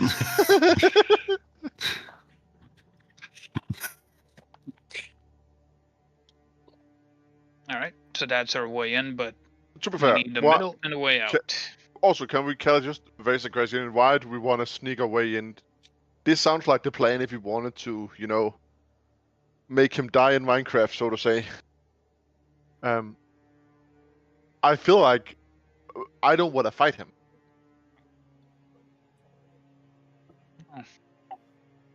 I mean, I want to kill him for what he's done, but Sure, Leonard, are you willing to try to kill him at the worth of risk of your life and that of your crew? yeah, that's the Because bit. if we try it and we fail, some of us can get away. Our entire crew will die then. There's no going back. This is more of a contingency plan if he goes back on his word, which, with our dealings with him so far, makes me think he will. Sure, but then I raise another question. Why don't we instead just break in and take our crew and then leave Do we know where they're being held? at the arena? I'm just saying, I would rather us giving him the head, and then if he gives us a counter offer like, join me, or, or something bad will happen, we will just agree, and at that point, then he has gone back on the trade, and at that point, we can try this whole backup plan with killing him afterwards. I'm just saying that we need to realize what is our end goal. Is it revenge, or is it our crew? Our crew, of course. If our point is the crew, then the two best outcomes, according to my perspective, is that we say, hey, here's the head. Best case scenario, he's like, trade is done, you can leave. If he says, now you have to be part of my, crew, then we say, sure, we will lie through our teeth. And then at that point, he have escalated the situation to a point where, now we can try to kill him, or we can try to break our crew free. Or we can assume he will betray us, and then we can break our crew free. Or he goes with his original plan and kills us to piss off, quotations, Well, white. But if you recall your cousin who said, like, while we traveled here, that he would most likely try to recruit us because he likes powerful pawns. At this Can't time, recall, because- as you guys are like discussing here, I am gonna say that the barges with the refugees begin to like let loose, and some people begin to like pour out of here. What is Arabella look like right now? Is it Nox's? Is it still Nox, or is No, it still? it's still sane. Okay, so it's Bartholomew Zane still.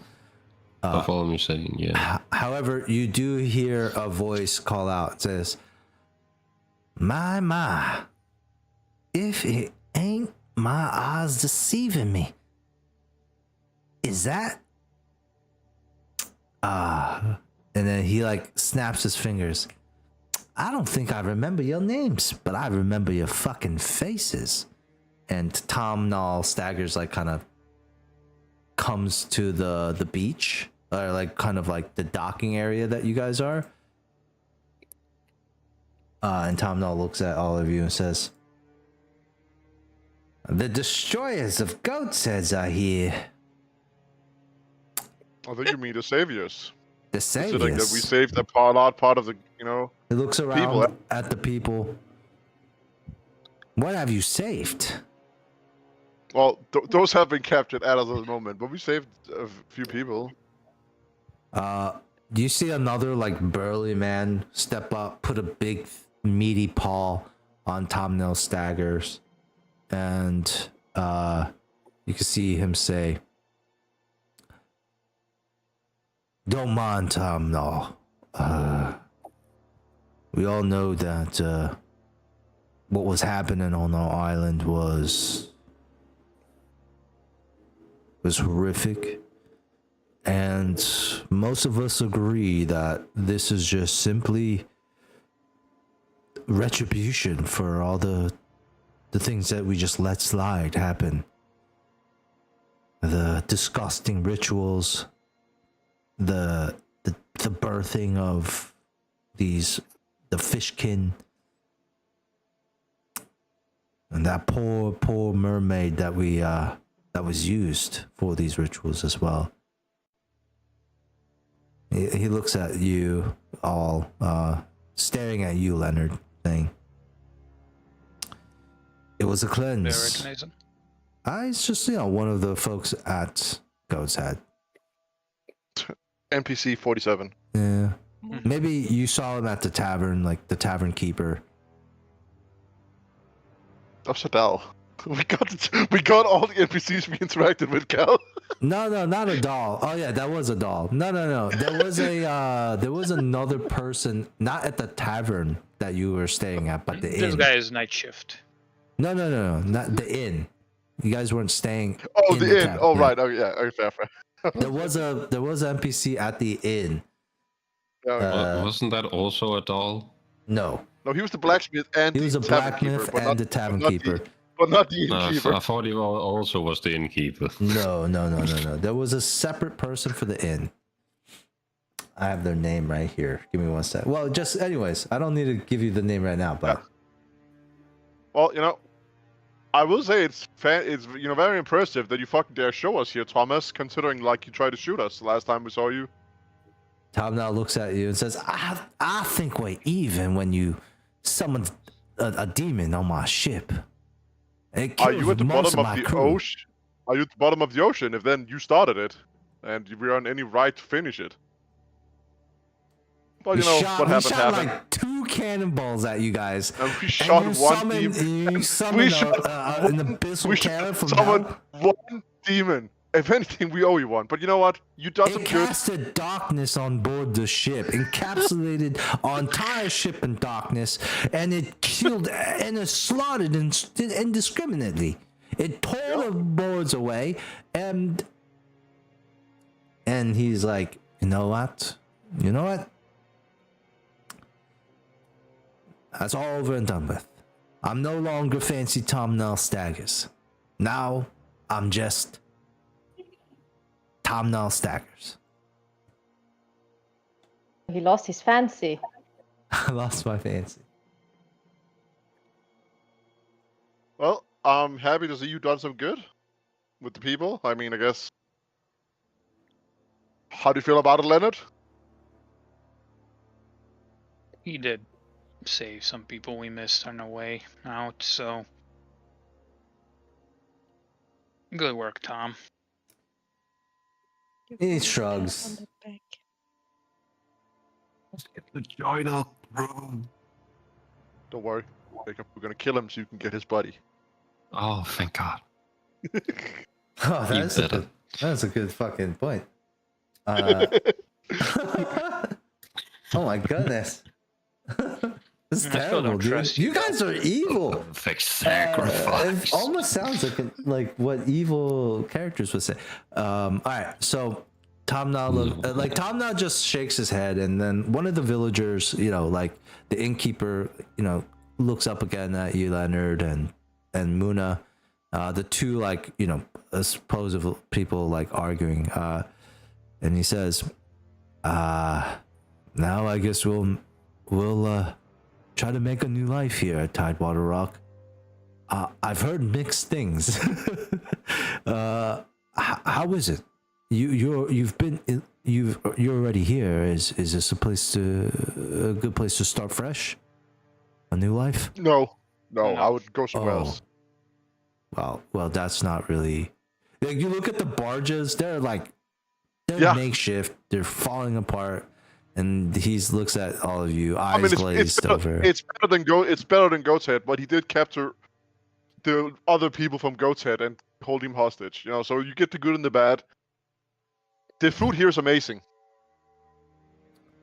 I see. What do you need to go to a different place? A different place?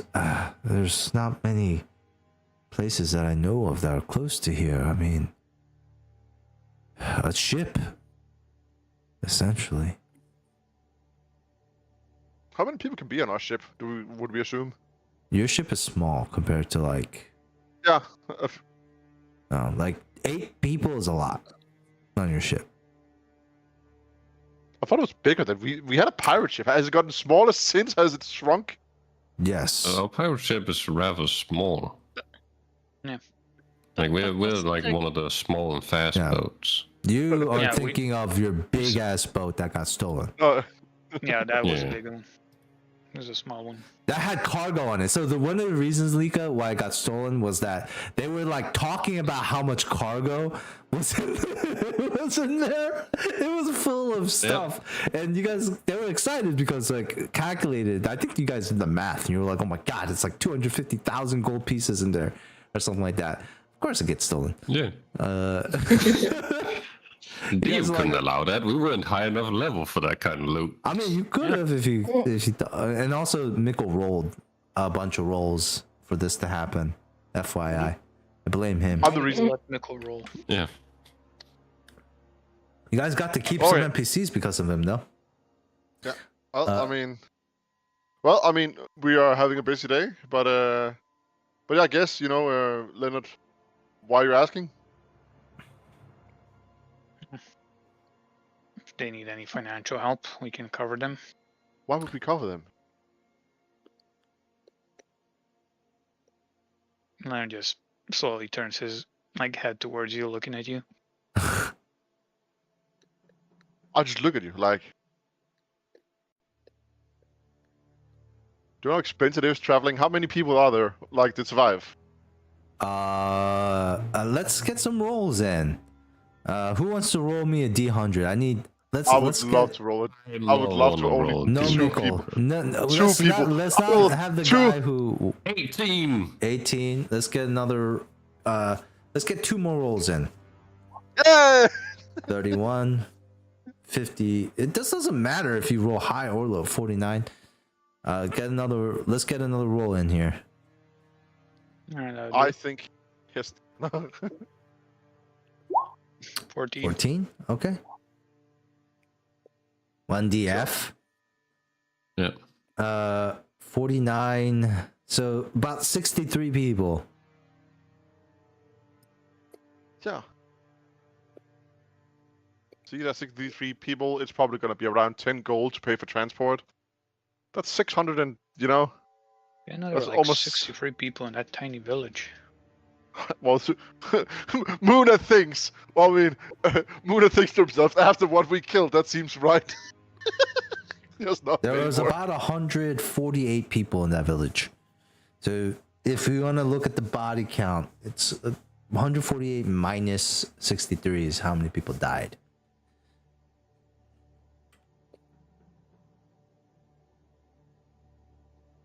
Yeah. 85. Yeah, well, That's a lot. And you guys got XP for that. I do believe we did. I gave you we XP. got a lot of experience for that. Yeah.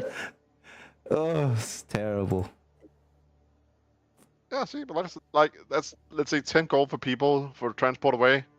Almost 700 gold.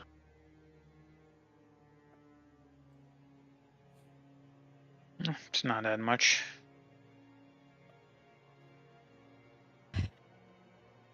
What, If you, you don't wanna? want to get it from the ship funds, I'm giving them 400 gold. Great. I'll give them from my personal funds. Okay. So I'm gonna. Okay, number one, this is figurative money. Muna just said a random number. Yeah. But the A little intention bit of is money there. never hurt Yeah, that's true. somebody. Do you guys try to give the innkeeper some money for everyone? It's up to you. I wouldn't just give it to him. First of all, I would ask him like, hey, who's the one who's in charge for the people? That is Like, is it you or is it someone else? the innkeeper looks at you kind of sorrowfully and says, We've just been surviving at this point. I guess it's me and Tom now. And that kind of goes to show how far down the totem pole we've gotten. Essentially, all the leaders died of the group. And we don't know where Adal is. We don't know where, we assume He's in dead. prison. Oh, he's in prison. He's part of the people Oh. that got captured. You got people. You have people got captured. Oh no! Well, we saved them, and then the collector put them in prison, so we could do a job for him. Oh, We're trying to get Which him we out did. now. you guys saved people. Oh, I see. Yeah, we saved some people. Okay. Well, yeah. Well, yeah. I mean, there you go. If Well, Adal charge- was here, then he would probably be one of our leaders. No, we Yeah, can go get him now, and if he chooses so, he can leave our crew and join you guys to lead you. Oh, he was part of your crew. Yeah, we saved him. Okay. You guys His like him family's more with- than his me, I family's with guess. us. I guess you. Oh, his whole family. You saved his whole family, huh? Also, see. that farmer with Well, some I jokes. miss my, I miss my child too. So it's okay though. It was just, sure, yeah. It's not like you just stayed in my inn and protected you while you guys were in, or anything like that. We paid you. I look at Leonard. No, so you you want did. me to give him? You want me to give him 300 gold of your cut? We did. No, you guys paid me. You guys paid for your services. Hey, look, if you do find Adal, please, I would love to see him. It was a staple of our community. Yeah, for now, here have a little bit of this, and I just give him some gold, and I'm like, make sure that everyone has at least a roof over their head. How much gold do you give him? For now, since there's no really declared leader, I'm giving him 250 gold. Okay. He does take that, and he really looks at you. That's a heavy amount too. It's not like here, toss a coin. It's just like, like a sack of gold. And he's like, and he's like looks at. You can hear the gold clinking in the sack, and as you pull it out, you can see there's like he's also conflicted as you're giving him this big sack of coins. He takes it. It's heavy. He looks malnourished and not like energized. And like the sack kind of like drops a little as he takes it. And he looks at the sack, looks at you, Briar, says, "What? Why are you doing this for us?" I kind of feel guilty for what happened at Goat's Head. What happened at Goat's Head? I mean, how is that any of y'all's faults? You were just in the village, and then we got attacked, and I think We were attacked the monster got loose or something. We all knew it was going to happen yeah, eventually. we were attacked by the monster too. Yeah, it went crazy. The ritual went wrong. They killed everyone there. Released some sort of poison, killed everyone, and then that's the last thing we know. And then the mermaid and then the mermaid got free, and you know, I look to Muna. Yaknaf must have died. I look at you. Mermaid sank the island because, well, obviously, the mermaid was trying to punish everyone who witnessed the mermaid in chains, and we never helped her. Yeah, it was all our fault. But we were kind of fighting with the Yaknaf down You in were the fighting with the Yaknaf? Muna.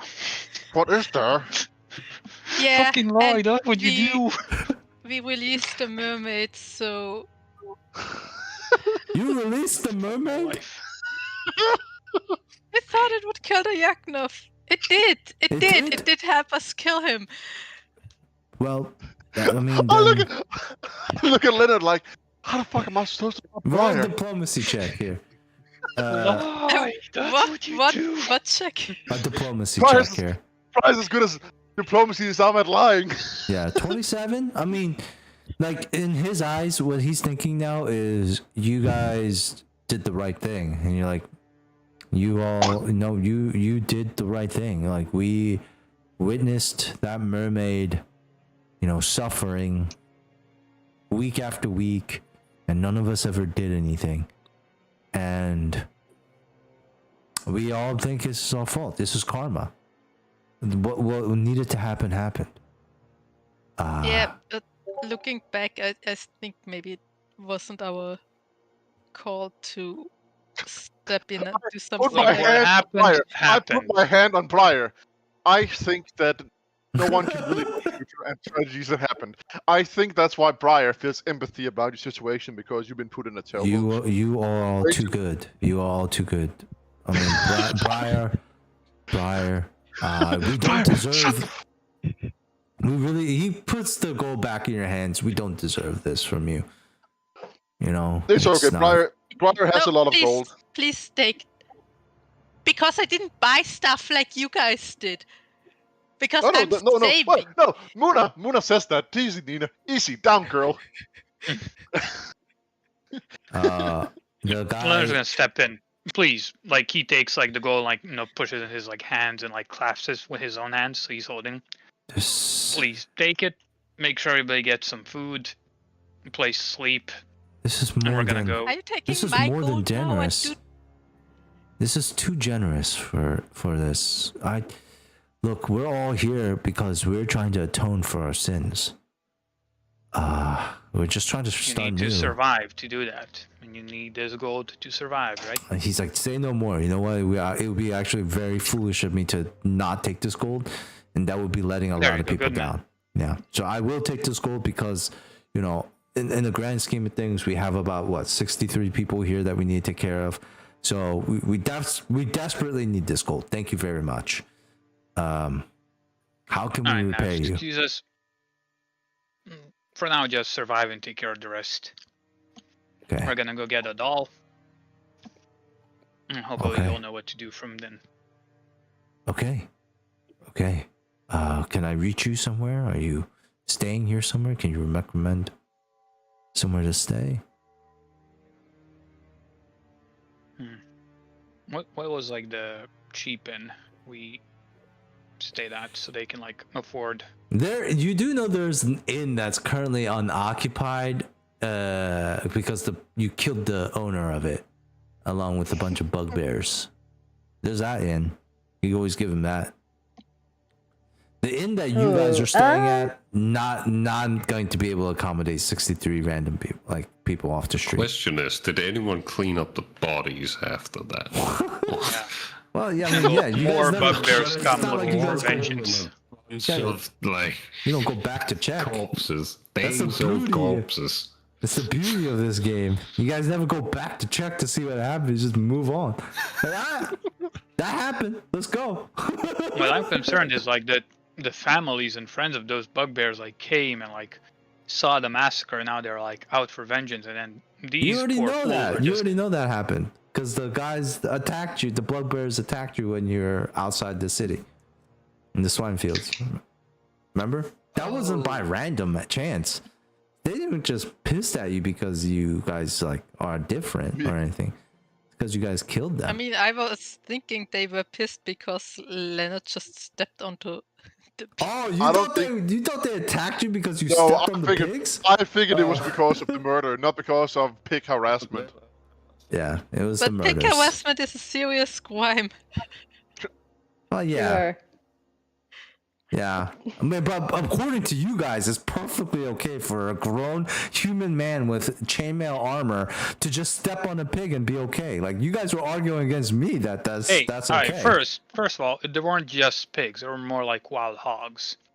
Okay, whatever you want to Dante. What's the difference between They're bigger, stronger. They can endure more. Pigs are big as shit. What are you talking about? Regular pigs are huge. Yeah, but these are Boars bigger. are even bigger. Yeah, Wild boars, That's right. maybe not in size. I mean, I would say they are more aggressive and wiry, but I don't know if they're technically Look, I've seen Lion size-wise King. bigger. I know what they can handle. That's all. A warthog is puma. Oh wait, there's no actual regular pig in the Lion King. Anyway, so he's Yeah, gonna accept no, it's a warthog. All right. he's gonna accept here. the gold of obviously You can go to this place over here. I like pull out my map and show them. the Should be place where vacant. the vacant. Okay, they'll take it. You go there. At least you guys know where it is too. they're eating hopefully the soon- bugbears when you guys get there. It's just a Very thieves soon. guild that's taken over the place with all these people walking. The And thieves hopefully now. soon we'll bring a doll there too. The innkeeper claps her hand, brings you in for a hug, Leonard. He's like, "Thank you," and he like looks at you, Briar. Says, "Briar, your name is Briar, yes? Yes. I can't thank you enough. This type of generosity is almost is almost unthinkable. Thank you." No, it's okay. I just know that sometimes you just need a little bit of gold to start out situations like this. Yes, anyone who profits off of this type of terrible stuff, and nets a profit, and is okay with that profit. Just I'm so glad you guys aren't that. Is what I'm saying. I love you guys. Thank you. And he, tears in his eyes, goes back to the group. He's like, "Everyone, the heroes of Goat's Head have given us some gold to just stay over here in Tidewater Rock for now. And they also said that they're gonna bring back a doll, that they rescued a doll from the sinking island." And all these people start to cheer. People are waving at you guys, and they're like, "Thank you!" This couple of kids run up, give you guys these pressed dried flower petals that what they could save of their island. And they look, just like a quick sense motive all over the group. They look happy to be alive. They look grateful. Yeah, I think we did some good there, guys. And Anyone anyone who walks up to me will just say, "Oh, you can thank Captain Ediving for no all one of walks that." up to you. No one wants to approach a Bartholomew Zane looking motherfucker. Wow, they're all fat phobic. No, it's not Also about the racist. size of Also him or his racist. race. I think he also was- No, it's Yeah. not about that. He looks different from the party. I mean, he's wearing gold Oh, robes because and he's stuff. ethnic, he looks different than the Yeah, party. Okay, Because I'm different, man. he doesn't look like one of you adventurers. Is what I'm trying to say. They probably don't even recognize him. He wasn't even on the island. All right. So, what do you guys do afterwards? The refugees on Goat's Head are here in Tidewater Rock. All right, guys. So did we decide? Should we go to the collector, go there, or should we prison break? I feel like it's the best two options. Feel like we can't just go to the collector willy-nilly. We should probably set up a meeting. Sure, but I mean, I think it's more like, do we go to meeting with the collector or do we break out our friends? All right, Sterling, you have more intel on the collector from the memories of the others. Do you think he's gonna honor his deal and like give us our crew back? Think for a moment. Probably not. Also, do you want to Not point out without further stipulations, at the very least. I want to say that Sterling's views probably also colored by their history.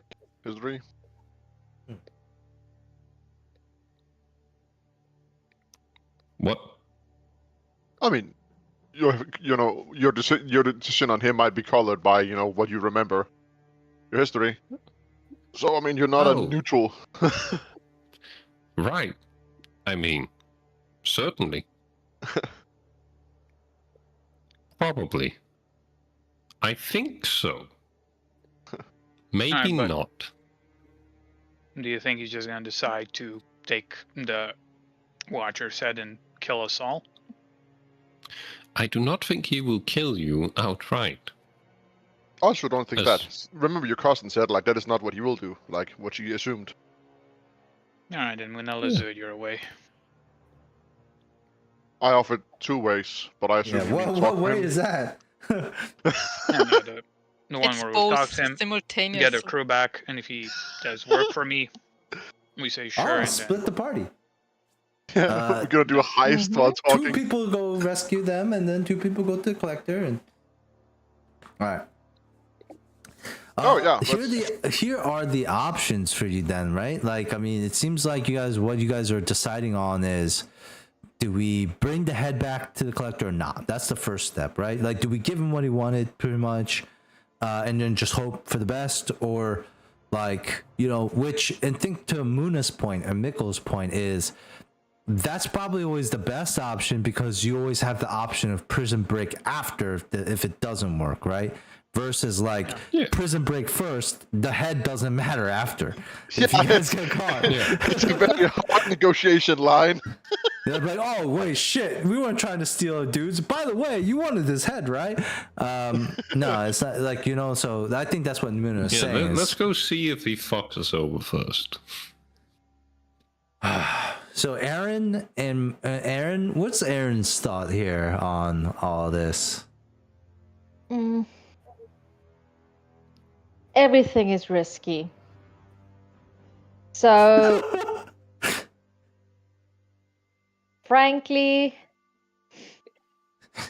we should just go. Fuck. Well, on the one hand, yeah. Fuck these guys. Yeah, I think what Aaron thought initially was actually, maybe we should see if we can make a deal with the red. No, that's too many parties involved. But we need to try and do the handover somewhere neutral and not where the collector's in power. So it's kind of a thing like we're not giving the head until. But then again, like.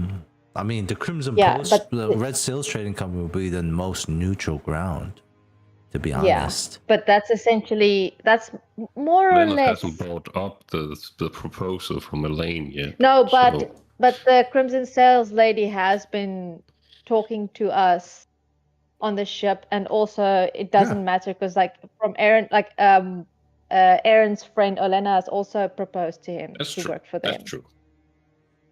So it's a pyramid scheme. Run.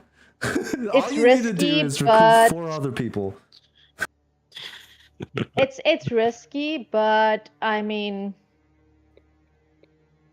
it's an idea at least. Okay.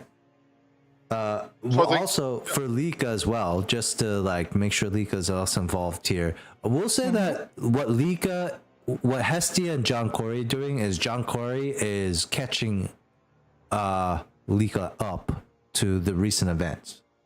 of Okay. starting Really from curious how like he sells it. Goat's Head. And Oh. he's going to definitely sell it as there's these people who it seemed like they're responsible for what happened on the island because he can overhear the conversations when they're talking to each other. And, you know, there was like a heated argument between Leonard and Muna about what was happening on the island or what happened on the island. And then John Core is just gonna go over all the characters. He's gonna tell you about Briar, a bard who like has dinosaurs as pets, and then you know a female kitsune, and who's a kitsune as well. A female kitsune who apparently used to be a human male who died and then became a female kitsune after being resurrected.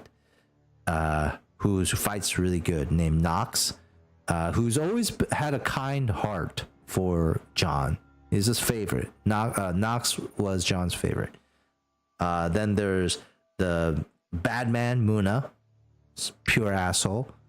And then there's Leonard, who John Corey is gonna say Leonard is like a dad that you like doesn't deserve to be your dad.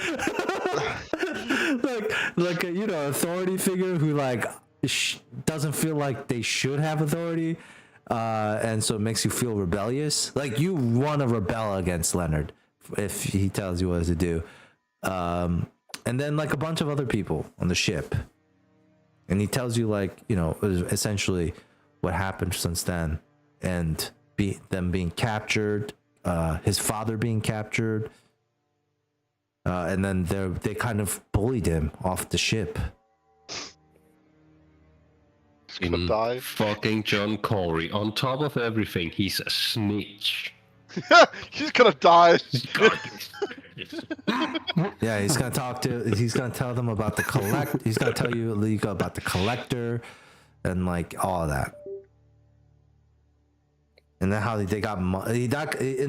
got upset over him because he borrowed some coin when they have thousands and thousands of it.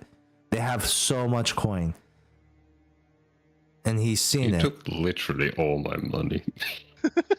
He's seen so much coin on them, and they can't even give him like 100 coin. It's like it's against the law when they give him 100 coins. Like, you know, that's what he's going to tell Hestia. What does Hestia like say or think? Doesn't have to. You don't have to. Well, she is probably confused with all this information like I am at the moment. Mm-hmm. That's a lot. It's a lot of info. But at the moment, what he's going to say is there's somebody he really likes, but unfortunately that character is actually dead. So it doesn't matter. He doesn't know that yet. Muna Mikkel's character, total asshole. Leonard is like tries to be like a dad, but it's not good at it. Briar is his second favorite, who just, you know, really chill, vibing dude. And then Aaron, he doesn't really know much about. It doesn't really say much about Aaron. He doesn't know that I snitched. And he looks at you, Hestia. He's like, look, I really don't want to impose, so I can go find my own, you know, my own room. I still have some gold left, you know. I'm not broke or anything. Like looks at the ground. I think I'll be okay. I can just go, you know. Are you sure? I do appreciate your company if you want to stay. You can see like he's conflicted. Like a part of him wants to stay, and the other part of him doesn't want to. Go ahead, roll me a sense motive. What? A sense motive check. It's like an insight. Okay, let me find it. It's a S. Uh-huh. Sense motive. Okay. Let's make sure that these numbers look right too. +5, 1d20 +5. The wisdom seems right. Have you added your skill proficiencies? Maybe not yet. I think I have. Let me check. Oh Okay, yes. we went over the skills. Oh yes. Okay. Okay, so it's just sense motive isn't really one of them. Is what it is. 8 on an 18, Hestia. John Corey seems like you could tell. Hestia. He doesn't have any place to go. I mean, just by the look of him and how cold he looked when you saw him. Obviously, if he had a place to go, he'd be there. And he smells like he hasn't bathed in like a day, which isn't too bad. But you know, it's raining outside, so if he still smells even then it's not good. And yeah, like your little bear, the baby dire bear, like kind of walks over and like sniffs at John Corey and just kind of like shies away a little bit, shakes. John looks up at you and says, "Yeah, I'll be going. No, don't worry about me." I don't want to insist if he wants to go, so I'll tell him good night, and it's night, isn't it? It's always kind of dark here, but yeah, we'll say it's like evening, or mid-evening. I'll say good night, and I'll see him in the morning. He'll nod and he'll say, "Yeah, I'll see you." And he makes his way out of the tavern. When he describes each of the party members, especially the names. Now, everyone in this party, your names were given to you at birth, yes? Were they changed? Yes. No, Yep. give it to me. Birth. What? I mean, I lost my last name. No, Jacob, I'm excluding you. Your character is an intellective hour. That's the theme of the day. Exclude Jacob. Yeah, exclude Jacob because unfortunately, like, it doesn't apply here because your character is an I'm also intellect. playing a new character. Yes, you're also playing a new character, and it's an intellective hour as well. So, you're gonna be excluded for some things. Okay. Yeah, that's fair. Everyone's birth name is correct, right? Yeah. Yes. Okay, so I think in this case, Leek, I would let you think about each character and think about whether or not you remember their names at some point in the past. You don't have to answer now, but it could be every single one of them. It could be. I would remember Muna because it's the most peculiar name out of them. So. Muna? Okay. All right. The other names you can also remember in time if you want to. It doesn't have to be all at once. Living a long time, you have a long memory, right? Yeah. Okay. So we move back to our people. You guys have a choice. What is it that you would like to do? Oh, so we need to set up a meeting. I think it's the first one, right? Mm-hmm. Is what we agreed on? Yep. So Yes. I think it's probably best if we talk to the harbor master since he's one of the big four, but now it's big two. Big three. Big three, I guess. All right, it won't die. Grand Magus, yeah. Yeah, well, he's one of the big three. It'd be fucked up if there was a new steward already. Like, He's been gone for 4 days. The news has barely arrived. I'm Steward Drag. What's up? Oh, I'm the not cool bad. steward. I'm the laid back steward. Okay. Yeah, I mean, It's just a clone of the old one. Briar, do you But want to with go a talk to the... completely different personality. Maybe Briar, Aaron, you want to go set up that with the quartermaster, with the harbor master? Like, find a way how we can meet? Because I'm gonna as go long back. as Briar does the talking, then yes, Sure, certainly, because I'll go I'm as gonna go- protection. I'm gonna- I thought you don't like me talking, as you didn't like me Yeah, but now talking you have, today. but now you have Aaron. He's kind of the straight man to your, like chaos. I'll just shoot you if you start speaking Because nonsense. I'm gonna go back and Oh, Have have my a- God. permission, Aaron. I'm gonna start splitting up the loot so we all can get our share since we earn money and we should probably, share it. Oh, Communism. I like the sound of that. And if I need to split this much up cash, I need a bit of time. All right. Where are we gonna do that? On your On boat? a ship. Okay. Yeah.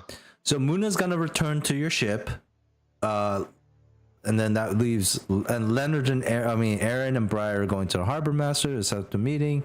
What is that? That leaves what? Leonard and Sterling, right? Arabella. Yeah. What do you guys do? I guess I'm babysitting you. Oh.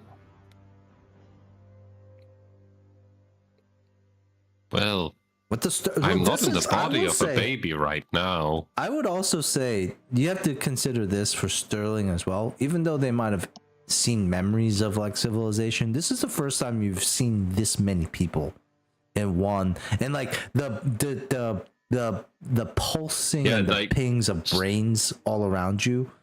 Like Sterling has brain. just been eyeing people up as they've been going, like, As somebody passes nice you- calves. You can hear. Oh shit! That's what you're thinking. You can also hear their thoughts indiscriminately as they just like walk by you, and you like feel big brain. I don't have permanent detectors. Isn't it bolts at on. will?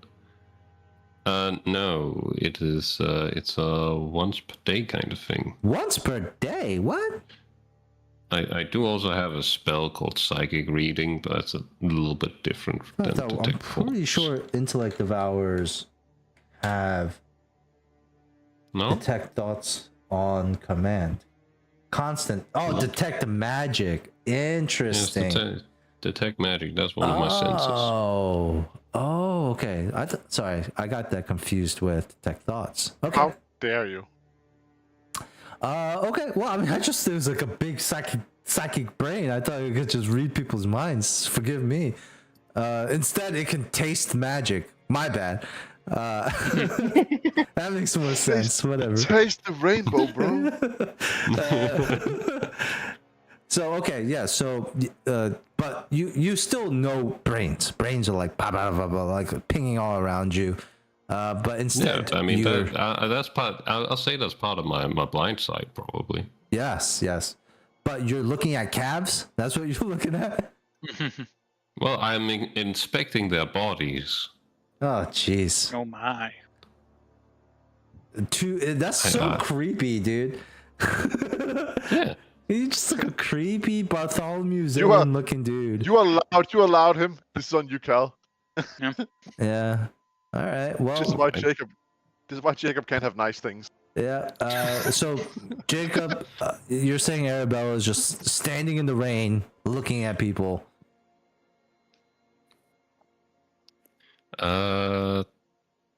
Well, I mean, just kind of glancing at them, but when Lena's speaking to Sterling, they'll like be like, "Oh Okay. yeah." Like it's not like infatuation; it's just fascination. Right. Okay. So, I mean, no harm done there. Like, I mean, like people can look at people in public. It's kind of like when a baby sees like someone of different skin color for the first time, they just like. Well, that's different then, right? Because then now you're just gasping in the middle of the street with people. Yeah, it is kind of like that. Oh, okay. Well, Leonard, then this is what you see. Essentially, like Arabella and you are talking, and then somebody who has like a unique physique, like a buff guy, and Arabella's like, oh, wow, I'd love to be in that body. And then like somebody else walks by and it's like, oh, awesome, cool body. That's what that you're one getting. looks like it might be an intellectual. That would make for a good meal. What do you guys Len do? just looks at Arabella. He says, I'm gonna say this once, so listen very carefully. If you attack, try to eat anybody's brain or take over their body without my permission, I will end you. Oh shit. That is a threat. Right. I will note that. I did not intend on doing so. But as I have said, this body is on borrowed time. And you also wanted me to get a new one? Because it was your friend, right? Yes, but I don't want innocents getting hurt. Well, maybe we should go to a prison.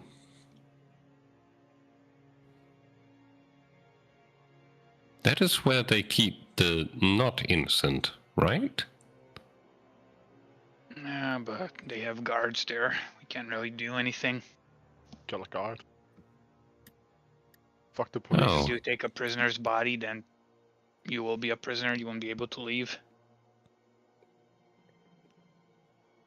You could try to explain the situation. Well, regardless, we can put off getting a new body for a little while. In the meantime, what do we do in the meantime?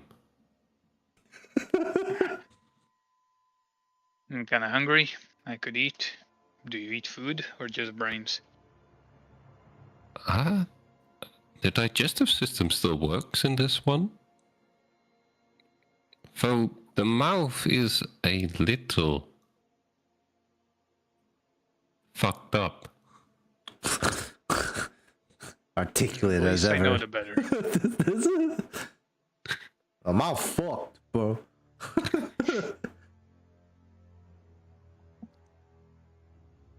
All right, so you guys start heading towards the tavern first to find some food, you know, and on your way, Leonard, you spot a tuft of golden hair.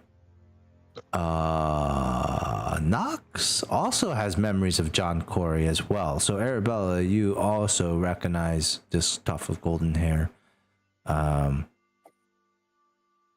a young lad, 18 or 19 of age, who is about 4 foot even, 4'1" maybe.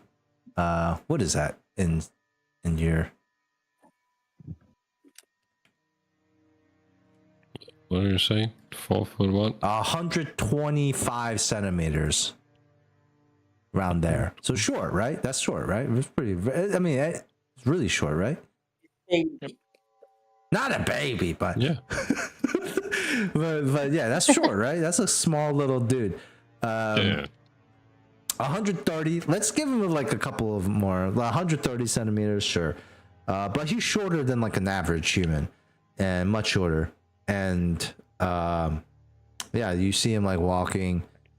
And Leonard, this is It's like the wolf height, but without Cal, the can I bolt. just convert the treasure into gold? Not the bust, but just like the normal random Yeah. treasure we found. I told you, like the gems and the paintings. This is what Muna is doing. Jeez. And yeah, Leonard, you see John Corey walking through, rain pattering on the streets.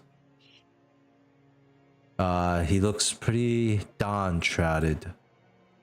He's like talking to himself. He's saying something. You just don't know what he's saying, but he's like murmuring to himself. What do you do?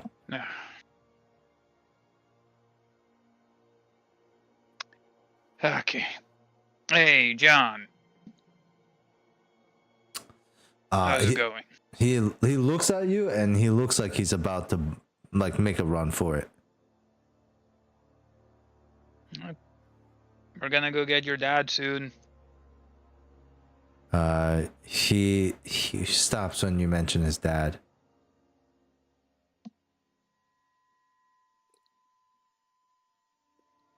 And he just like stands there, his back to you.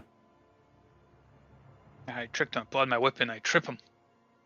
Are you? No, I'm kidding. Would you like me to put him to sleep? No. For no need. forever? Arabella, we found your new body. Shh, shh, shh, shh, shh. Yay! Go to sleep. Go to sleep. It'll all be over soon. And it only lasts for 1 minute per level, so 3 minutes.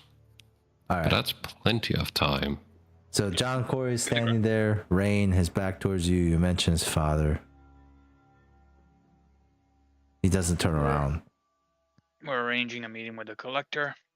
We got what he wants, so we're gonna go and trade it for your dad and the rest.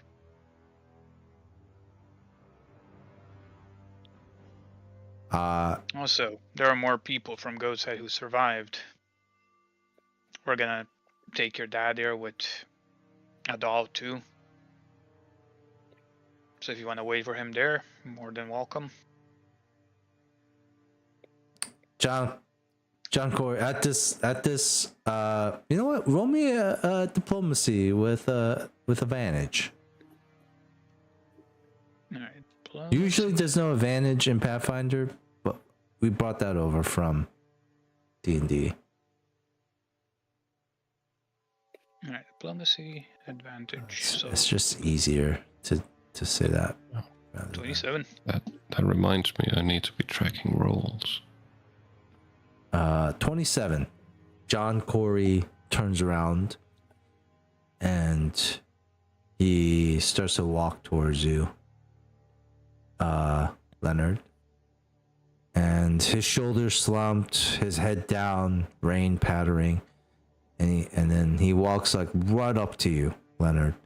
And he looks up, and you see what used to be like a mischievous smile, smirking, has slipped away, and you see dead seriousness. And he looks up at you, Leonard, and says, I want to help. What do I need to do?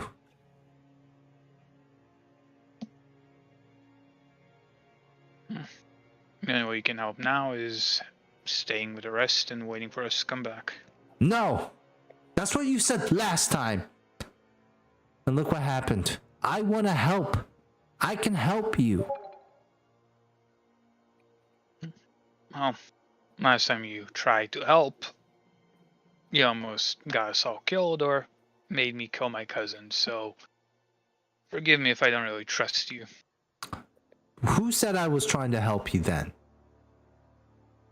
You're not really helping your case here. I am saying that I don't need a better reason to help you than saving my dad. He's all I have left. This is not a joke. I'm not trying to get rich. I want to save my dad.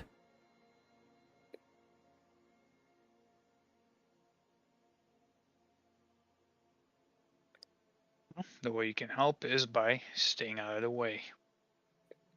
There's gonna be a sensitive matter, and we don't need any more wild cards. I can help, and I will. Even if you don't want to help me. Son of a bitch. Arabella, sleep. Very well. That's so evil. I can Chloroform him. sleep. Chloroform him. Motherfucker. He gets a will save, right? It does get a will save, yes. Just chloroformed him.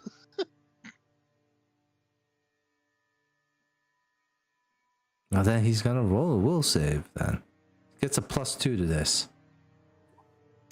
He runs off as soon as that happens. No. Tried to trip him before he runs off. You said you like got up right in front of me.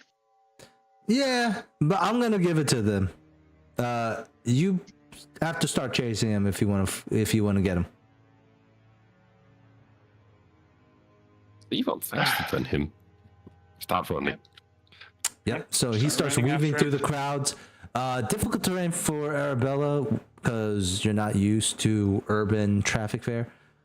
and your like body is like bumping into other people, people pushing around.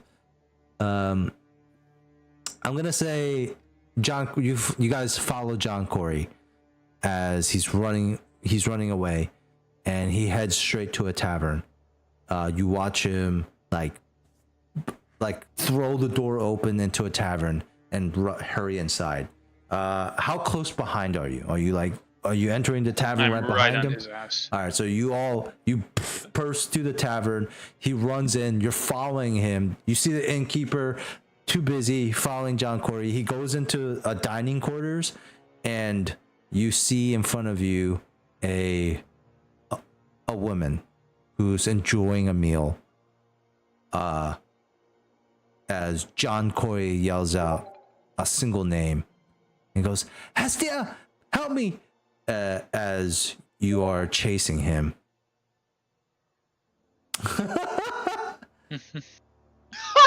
This is a question we ask almost all the time. In right now for this campaign. I just saw him being like, "Let's get him." Lika, what you see is John Corey. Like what you hear, you first of all, you sat down and you have this nice meal in front of you, a well-deserved meal after a hard days of work. Maybe even multiple babies on the same day. What are you having for dinner? Babies. Potatoes. Potatoes? Yeah, it's my go-to meal in D&D, so it will be here too. Oh, nice. All right, so some freshly roasted potatoes, maybe some toppings. There's no potatoes and in sides. Pathfinder. Only death. No.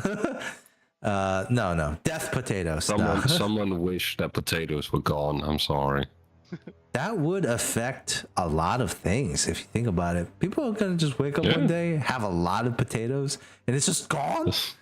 And that's gone. All these people who just invested heavily in potatoes is just fucked. Which is a lot of people. Vodka. All the potato farmers, when they go to pull out their crops, there's no potato. That's gonna. I mean, vodka's gone. Like, say bye to vodka. But anyways. So can I eat my potatoes or what? Yes, you're eating some roasted potatoes. John Corey, you hear a loud bang and the tavern door poof, opens, scurrying feet. Somebody's chasing somebody, and then the sound gets closer, Hestia, and you get this uneasy feeling, like, oh no, they might be coming towards me. And lo and behold, John Corey. In front of my potatoes. John Corey skirts around the corner. You see his face frantic, and that's when you hear, "Hestia, help me!" That's when somebody trips him, or tries to at least. Oh yeah, that's when you can roll your go ahead. I mean, you are now in the building, and you're gonna flail your whip around. But go ahead. No, I'm not doing it with my whip. I'm just gonna, because I'm like bigger, faster C&B. than him. Just gonna run. All right, C&B. Alright, and because it's a trip combat maneuver, I get a +2. So halfling luck only gives you a +1, but while in D&D you can't roll a 1, right? Yeah. Okay. Yeah, I think that definitely beats his CMD. I'm pretty sure it does. It's probably very low.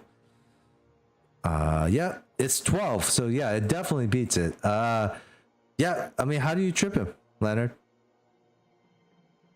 Like he was climbing up the stairs to where Hestia is, right? No, I'd say it's on first floor. It's like a dining area. Ah, okay. But he goes through a door, right? Yeah. So I'd say like when he gets to the door, that's like the time I needed like to catch up to him. So as soon as he like opens the door and like cries out, like Hestia, like I just grab him by the neck? No, actually, that's grapple. Actually, that's not trip. You tackle him to the ground. Yeah, trip would be like you kick him to the ground, you throw him into the ground. Yeah, Leonard's gonna do like one of those slides where he like slides and like gets his feet so like he, a fucking football. Yeah, like a football Yes. tackle, bro. That could break people's Not an American football. A normal I know football what tackle. you mean. Soccer. I know what you mean. Soccer. I know what you mean. You Soccer. never know with these Americans, man. Yeah. Yeah. I'm assuming he's not trying to kill him because that would be an American football tackle. No, that would be a So rugby just tackle. trip him so he well, basically same thing. falls like on top of me, and then I'm gonna like try to grapple him. All right, yeah. You see John Corey Hestia. You see John Corey open the door, says Hestia, help me, and then whoop! Some grown adult man does a sliding tackle, kicks John Corey's legs from underneath him. John Corey sprawls onto the ground. As he's falling, this grown man grapples John Corey on the and they're both on the ground, I'm assuming at this point, right? Because you can't do like a sliding tackle Sterling, standing. grab that sack. Grab that sack. That's just biting his potato. Huh? Like looking shocked. You know, Yeah, I think I have rope. Wait, no, the rope is on my head. okay. And then Hestia, you're listening to these two people. Like John Corey is now like, Hestia, please help me. What do you do? Calm down. This is for your own I good. stand up. What do they see Who is Hestia? when you stand up, Hestia? What do those two guys see? They see a bald woman with a head tattoo. It's Bald kind of like a woman. tribal symbol. Okay, bald head tattoo. Like on Yes. the forehead or like on the head itself, like on the. Like No, Avatar. forehead. Yeah. Yeah. She has gray skin. She's about 6 feet tall. Whoa. Yeah. She's tall. That's like 185 centimeters around there, right? 183. Yeah, it's very tall. She's quite muscular, but also not in a buff way. You should see she has muscular arms An athlete. and golden eyes, and is wearing a white dress and a crystal collar. As you say, as Arabella Sterling says, "Who's Hestia?" Hestia you stand up and you look at the two. John Corey's reaching out towards you. What do you do? I like looks up at this person getting up. It's like, Luna, did you shave your head? Power word kill.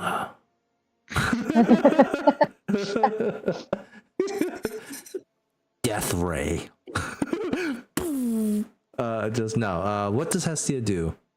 Obviously, Hestia looks nothing like Muna. Hestia So stands up, smiles an uncomfortable smile, and cracks her knuckles and says, "Let's go outside." oh shit! Oh Catch dear. me Mother's outside. upset. Catch Mother me. is upset. What do you guys do? John Corey's like, she's gonna beat you guys up. Hey, I'm guessing you know John down here. I do. Well, I know how this seems, and it seems kind of bad, and kind of like if John tries to escape, he kind of like twists John while like still looking at her. But He's got a. I He rolled a promise you, 1. this is for his own good. He tries to escape. Rolled a 1. Yeah, this is for his own good. Like I He's- said, let's take this outside. Let me go! Just Let a me minute. go!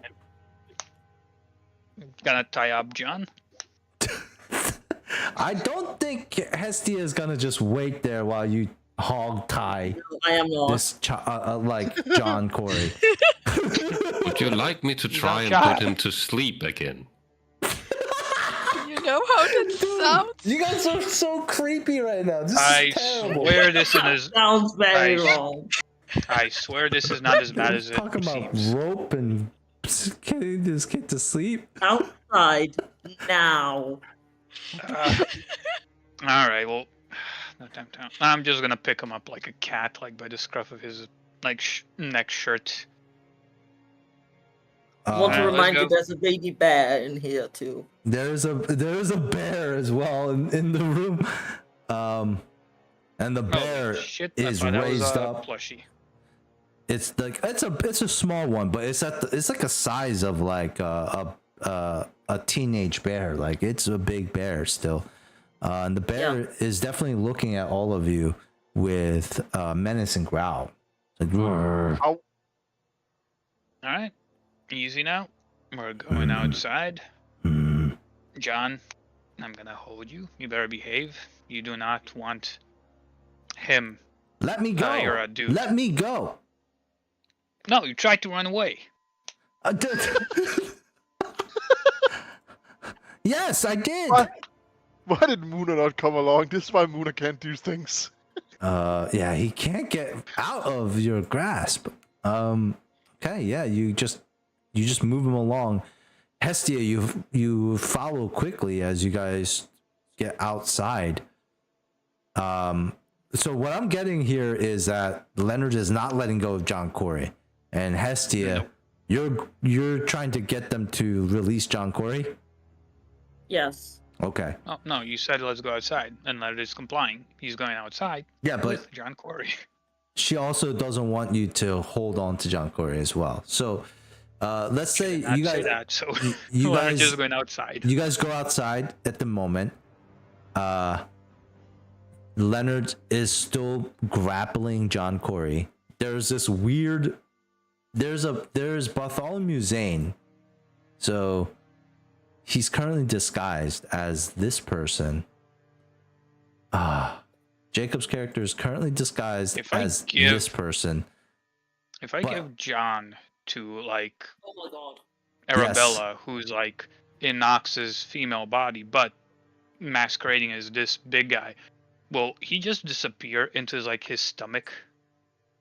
Is he Nox except because like it's Nox's body that's like a female Katuna, which isn't like that big.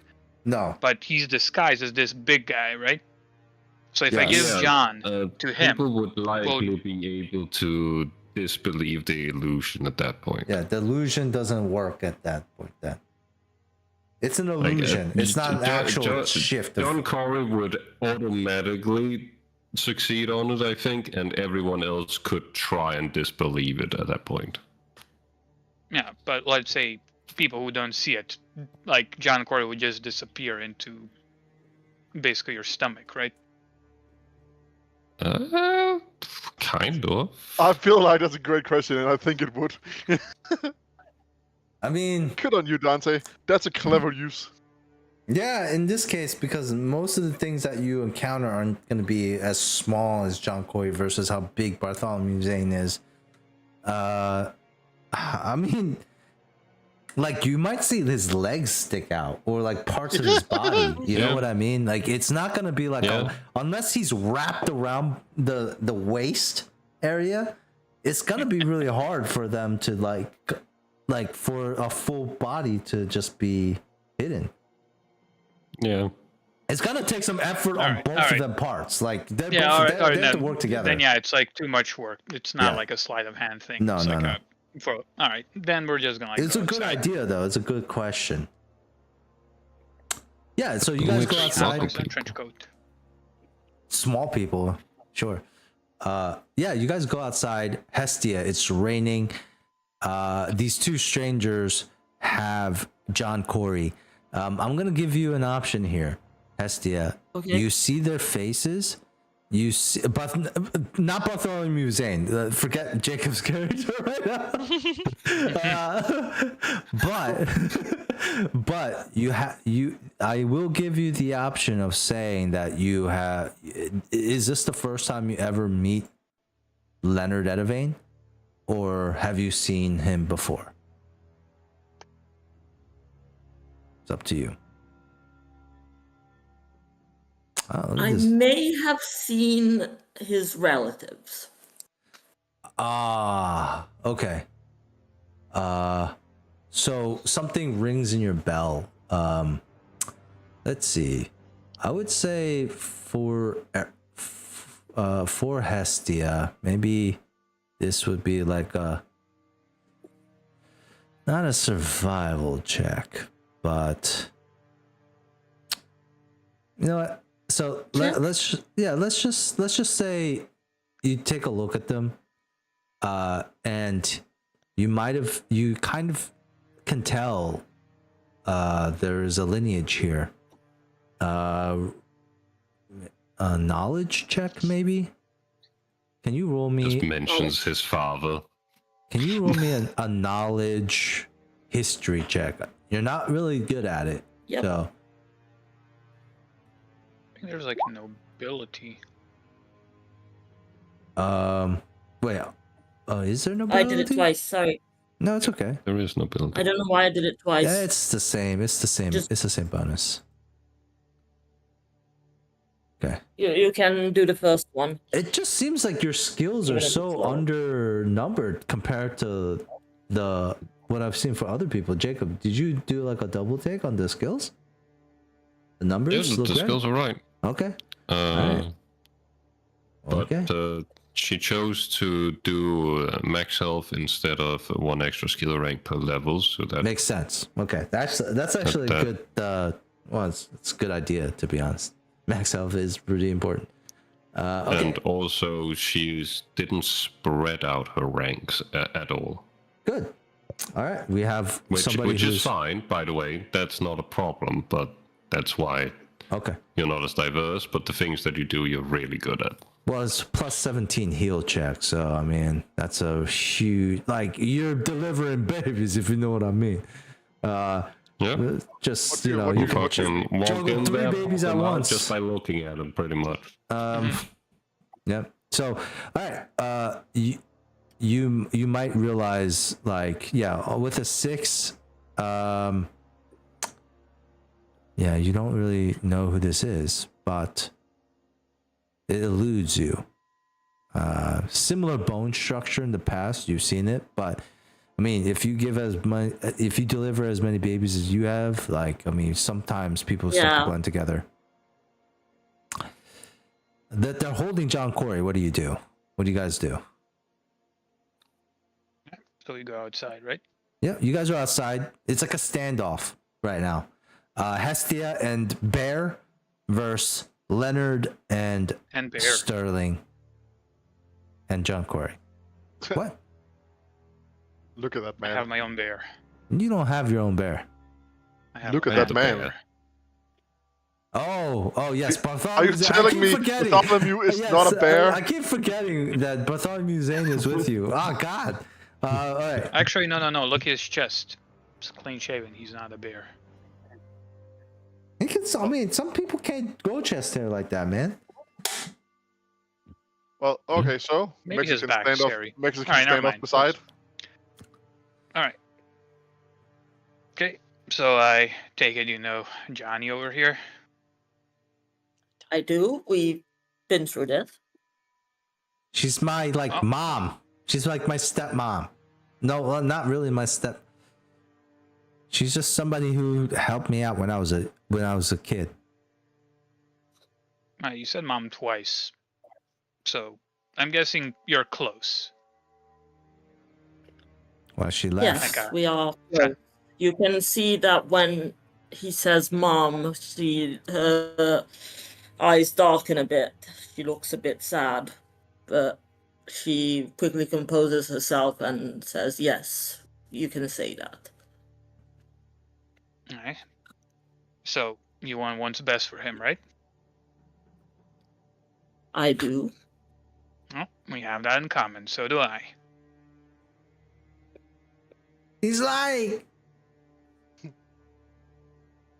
All he does is try to make money off of people. My friends and I need to do something very dangerous, very risky, and sensitive to get back his father and some other members of our crew. Why don't you tell them And- why he was captured in the first place? Go ahead. He was captured because the collector, the leader of this town, thought we are friends with a certain free pirate called White Winds, which we are not. He's an asshole. We hate him. Bullshit. They got my father captured because they were probably acting like they always do. Like they're better than everything. You don't know us that much. You don't know how we act. They have never done that. In the week or two that I've been on the ship, that's what I've seen. That's a very small amount of time, but whatever. Alright, so Hestia, right? Hestia, yes. So what my friends and I are going to do soon is go get his father back and our other crew. And this little rascal here has a tendency to cause trouble, which we do not need. So hence the tackling and tying him up. Still not justified, but yes, go on. Oh, I mean that's pretty much it. We need to do this sense of a thing with a guy in charge who's well, kind of like power mad maniac. Great. He's a tyrant. He wants to help rescue his father. They won't let me. Yes, he does, but like I said, he causes more trouble. We do not need. This is a very sensitive matter. The plan is I just to have a go in. counter proposal. I'm listening. I help you save his father. How? Well, I'm a healer. I am a decent fighter. And this. She takes her necklace off and she grows to 12 feet. Holy crap. So what is that? 360 centimeters? Yes, about 300, 400 meters. No, not meters, centimeters. Yeah, centimeters. Like 350 centimeters around there, 360 centimeters. This person turns huge, like a giant, as they grow in size. John Corey, has John Corey ever seen your true size? Maybe once when she got mad at him. Oh, so he's like, you're in for. He's laughing now that you guys. He's like, you're in for it now. Get him, Hestia. He's a nice body. You see Bartholomew saying, look you up and down. And also, no. And Sterling, heal. bewilderment. What? No, that was me out of character saying, oh no. yeah, John Corey just looks at Sterling. He's like, who are you? Who the fuck are you, man? Why are you here? You creep. Me? Yes. Right now, I go by Arabella Sterling. Who the fuck is Arabella Sterling? Leonard, who is Alright, no this? time for that. Alright, so I will Hestia, remind that you is... that this is in Nox's voice. What? That's even creepier. It's worse. That's what Jacob does. Jacob's a monster. This guy self doesn't change the voice. All right. Well, okay. So terrible. John, let's pass that for now. You guys see Hestia grow to 360 centimeters. Incredible height. I wonder though, how do we put the necklace back on? Oh, it's magic. It just does. It's just yeah, we would just say it's magic. Maybe it's like a touch thing. Ring. Yeah, maybe it's like a touch thing. It doesn't need to be like warm. Cal, you want to know how a wizard did it? Yeah. Mm-hmm. Yep. Okay, so you have the necklace. The perspective changes for you, Hestia, as you grow to your full height. And I feel like you might actually like this. It might feel like stretching for you. You know, like yes, it helps. You know, and like because she's compressed most of the time. So this, you guys hear the crackling of. You get like a cramp in your in your calf. What? You guys hear like the crackling of joints. Sometimes when I stretch, I get a cramp in my calf. And that's a you thing, man. You need to hydrate more, bro. Eat more potassium. Which reminds me, where's my water? And Hestia cracks these large knuckles, and no, they look formidable in front of you for sure. Can I help now?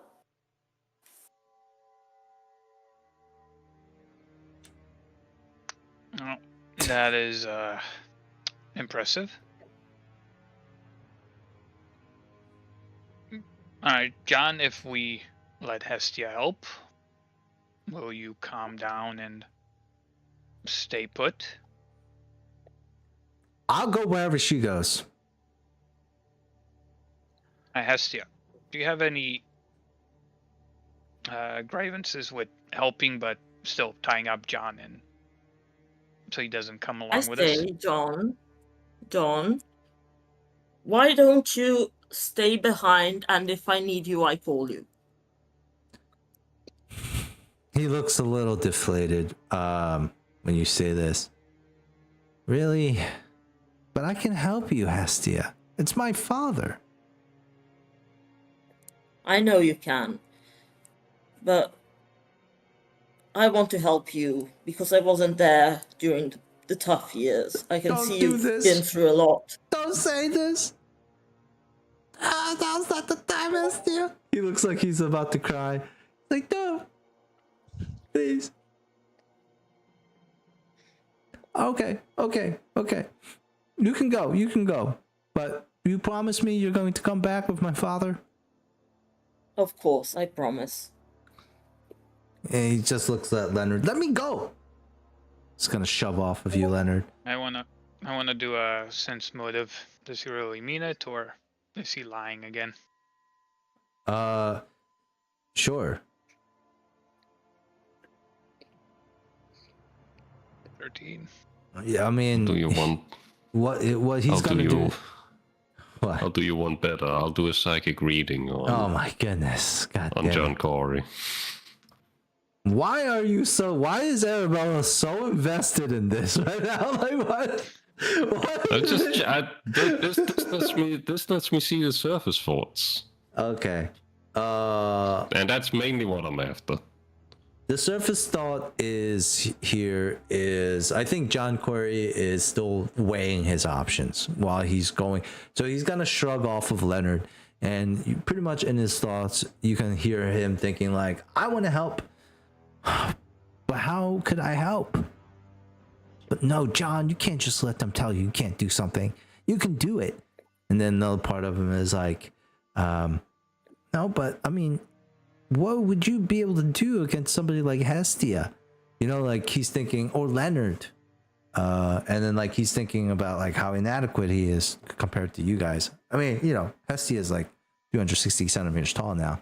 She could step on him and he would die maybe, you know? And so like, that's what you're hearing in his thoughts. But if he shrugs off of your grapple, Leonard, he starts walking over towards you, Hestia. You also hear some people screaming in the street, like "Ah!" as they run away from you, the street, from a huge giant. I put the necklace back on. You begin to shrink down, and as you shrink down, John's kind of like waiting for you to get down to like more suitable level, because you know he's probably like the neck probably hurts really hard. Neck hurts a lot looking up that high up. And as you get to like more of suitable level, John like kind of looks at you, Hestia, and says, do you promise to bring my father back? Cross my heart and hope to die. And you're sure you don't need my help? I'm sure that if I do need your help, you'll be the first to know. All right. I'll wait. Can I stay in your room? Is it already paid for? And you know, Yes, usually you may when stay in my room. Usually when you come to an inn, you'll like prepay for like a week. You know you're gonna be here for a certain time. Yeah. I have a room he can stay in. Do you have any coin just for me to I don't know. I haven't thought of that yet. Sorry. Let's just give you like a certain amount. Let's just give you a comfortable amount. Like What does everybody think? Like 3,000 gold pieces just to have? I mean, Ooh, I would that's say a lot. 3,000 More? is good, and you should probably also give her like some magical items for balance. We'll figure that out later. But Yeah. for Well, yeah, I on think hand, 3K. you have Yeah. about like 3,000 coins in some capacity of treasure. Maybe not just pure gold because of how heavy it is, but like banknotes, platinum, gems, stuff like that, jewelry. Yeah. Like you have that much money. Okay. He's like, do you have? Can I borrow some just so I could, just in case? Yes, you may borrow some money. How much Consider coins? Consider it actually a late birthday present. He frowns at that. Thank you. I've never really gotten a birthday gift before, so. How much do I give him, though? Yeah, how much do you give him? I'm asking I you. give him. Yeah, I'm thinking because I'm not good with money, both as Hestia and as myself. I mean, 10k, like 10 gold. Sorry, 10 gold would like can buy him like 2 weeks at a inn, like a tavern. Well, I give him 500 gold. Well, that's to buy him a house. Oh my god, you give him 500 gold. He's gonna John, spend that on I frosted missed a cheese. little birthday. John Corey. That is going straight to hookers and cocaine. Which, for the record, he has said he did spend money on prior. Yes. Hestia does not know this. Hestia does not know. All right. That's very true. So, But I'll tell you who does know, Arabella. the gold you give him the I gold. know his sexual orientation. You know, you tell him where the gold is, and you tell him how much you can take from it.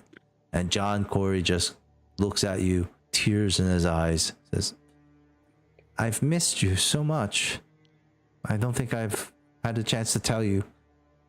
I was upset when you said you were leaving. Well, I'm here now. I'm sorry." And he gives you a big hug. Yeah. Oh. He says, "Please, I don't trust any of them, but I trust you, Hestia. I know if you said you're going to bring my father back, that I'm going to see him again. Thank you." And he makes his way inside the inn. Drinks on me, guys! No, that's not. You don't hear that. No, he doesn't share. He doesn't He's just share. hooked on me. Yeah. He changed. As he walks away, the three of you are in this. So sorry, Lika, that you're coming in a point where Jacob's character is just so volatile. Like, you don't know what's gonna happen next. Like, up until like the last session, it was like a normal character, and then it just went completely off the deep end. So, I'm sorry you have. What do you to mean? deal It's with always that. been like this. No, it just happened. It's crazy. It's wild. We're It is also funny. He was playing the most normal of the characters. yes, he was so And then normal. Yeah, Jacob- he was And like, then Jacob was he like, was "Hold playing- my fucking beer." Yeah. yeah, he was like playing a character who would probably get along really well with Hestia Oh, so Yeah. well. Yeah. and really enjoy Hestia's addition, and now we just have some weirdo. Yes. Now we just have Arabella, who I just don't understand. You can't guess what they're gonna do next, unfortunately. But the three of you are there, so you're here with Leonard, who is, as you can tell, like Leonard means good. He always does, but sometimes his methods can teeter the line. He's a man suffering from PTSD. Yes, Yeah. essentially, and then you have and then PTSD caused by his own actions. Yes. well, Yeah. he was also manipulated in some sense of form to do Whoa, such whoa, Well, things. yeah, absolutely. Yeah, by Muna's character. Muna is a bad apple, guys.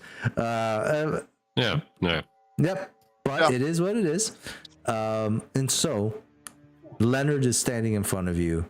you know, and you can see the pain. You've been alive long enough to know that this is a man who is not fully whole at the moment.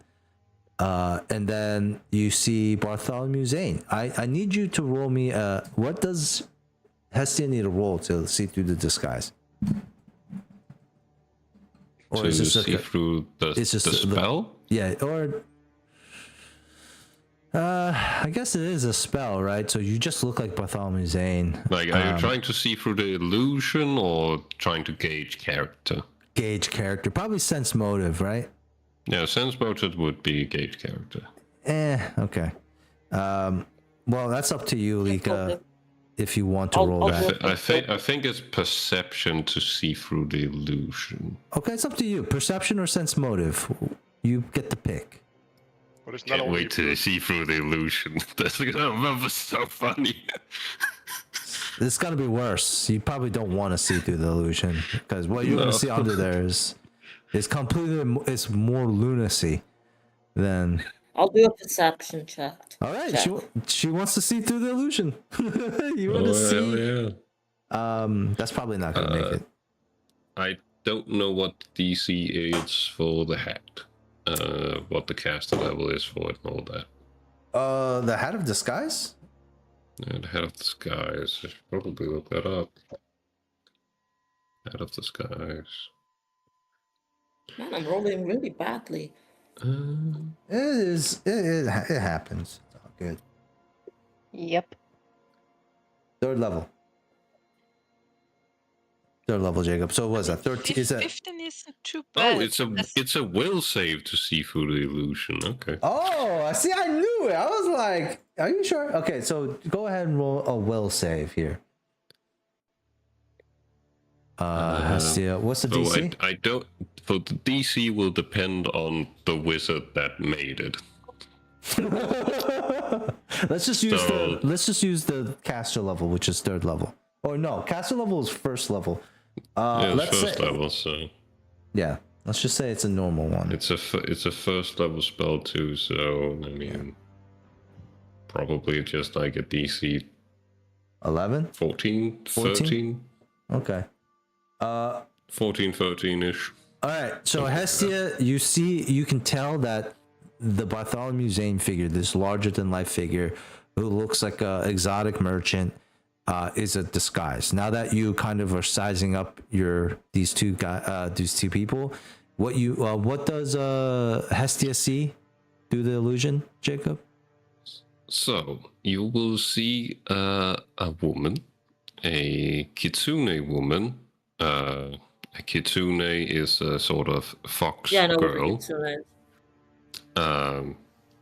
Except we went with the anime style where they aren't full furry. Yeah. If you look at the picture for Nox there, that's the woman that you see. However, you do see that there is something very, very wrong with the head. You see that around the head there is tied a rope, and this rope is tied around the head to keep it together because it has been cleaved in two. One of the eyeballs, hanging, dangling. Okay, didn't fix that, huh? No. Okay. So this person should be dead, is what you can tell. No need to roll a heal check. This is a fatal injury. Yep. It's plain as day. This person should be definitely dead. Nothing usually would be able to survive such a wound. Also, there seems to be a brain in the skull that's a little bit too big for the skull itself. A little. You can see there's a little cramming in there. Oh, I resized myself. All right, fine. Tendrils and shit sticking out. But yeah, they're not sticking out right now. Okay. I'm joking. But that's what you see, and they're wearing a tinfoil hat on top. Yeah. How about we save the questions for later, because there are many, and just get going?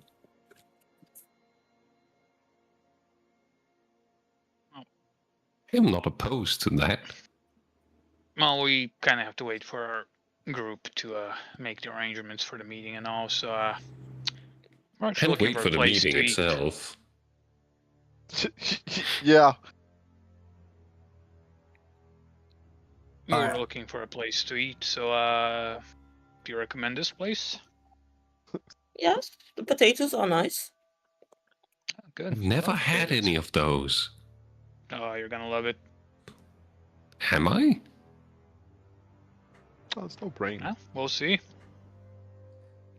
Okay. So do you guys walk into the tavern that you guys just ran out of, and start to enjoy some dinner, and maybe catch up a little bit? You know, ask some light questions while we move over to the other group, Aaron and Briar. And hey, you probably have to go soon, right? Well, it is 10:15 for Yeah. me. All right. Well, Yeah, I might let's- have to go away soon too. we'll just kind of go quickly on this. We'll say that you guys are at the quartermaster or the harbor master's office. The harbor master looks over at all at you two and says, "Ah, the pawns of the collector returned from your voyage, huh? I heard about your quest." Oh, Nina? what did you hear? That you went out looking for something dangerous in the wilderness at the behest of the master of Tidewater Rock, and also that your companions are locked away waiting for their deaths in the arena. Ah, So so we're yeah, on the same page. Same page. It's just Oh, fun. well, that saves It's time. just more fun when I read the pages, probably, than you. Yeah, That's all. understandable. Right. Yep. What is it that brought you here to me?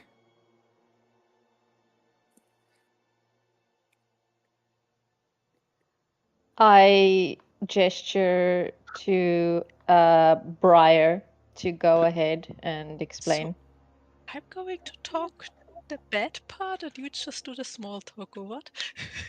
Well, I'm not very good at talking very nicely. What? What? But yeah, Harbor Master, it is good that you actually know about the quest, because that's why we are here. I like it when you address me by my title. So that's already a good gold star. I am the Harbor Master, you're right. Do you remember my name? Probably not. Can I roll? You would have gotten a cookie if you did. No. His name. He never did. It's a trick question. So the Harbor Master is I like, had my cookie for getting it right. no. Damn. Looks at you like, yeah, so I do know the quest. Yeah, we're here because we were wondering if you could set up a meeting with the collector.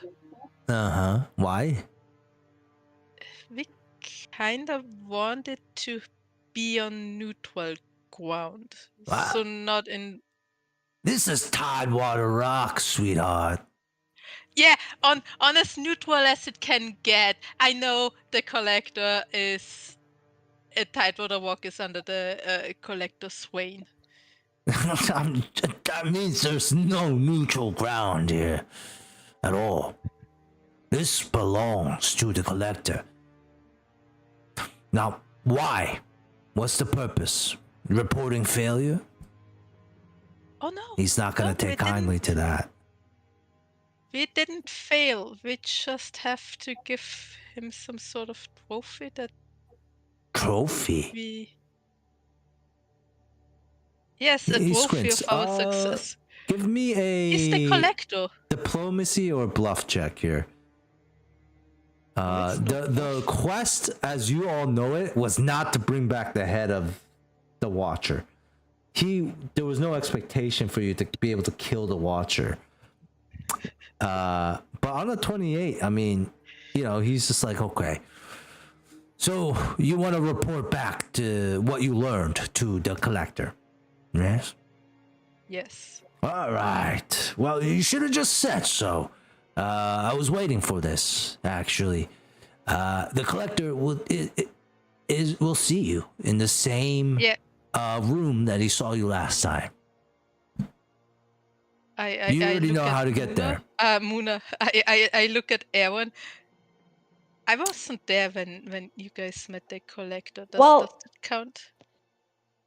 See, we were wondering. See, as you can probably understand, that we are at a significant disadvantage when we meet the Collector in the way we did.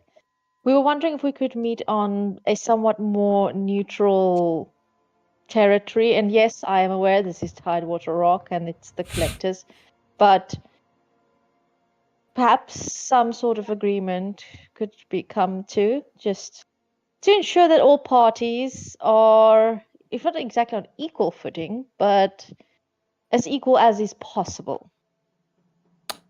He nods. The Harbor Master, you guys can tell he's just acting like he's thinking about it. Like almost patronizingly. Like he's like, let me think. How about and then like conspiratorially like leans in, is like, you guys know who you're talking about, right? Need I elaborate on how the Collector operates? That's why we want insurance. And would anything I say dissuade you guys, the both of you, from this idea? Depends on what you have to say. Well, what I would say is, if you make demands from the Collector, it's like almost the exact opposite of. I mean, it's not a demand. Nothing Muna would say would change this with this outcome here. No. I mean, regardless of whatever Muna say, it's the same thing. Essentially, what he's gonna say is, like the Collector is saying, "Come here," and you guys are saying, "No, meet us here." That's essentially. Well, what we did was just asking a question if it was possible to. If it was possible, the Harbor Master's gonna look at you and say, I can't give you an answer. I'm just the Harbor Master. What am I? Just a lowly servant of the Collector himself. But you all seem pretty smart. You already know how the Collector operates. I will pass along any message you give me. That is for sure. You tell me, I will tell him.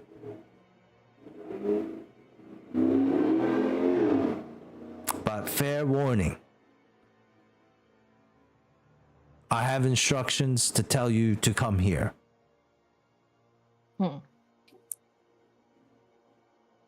But I will tell them that you decided to do this instead. That's fine.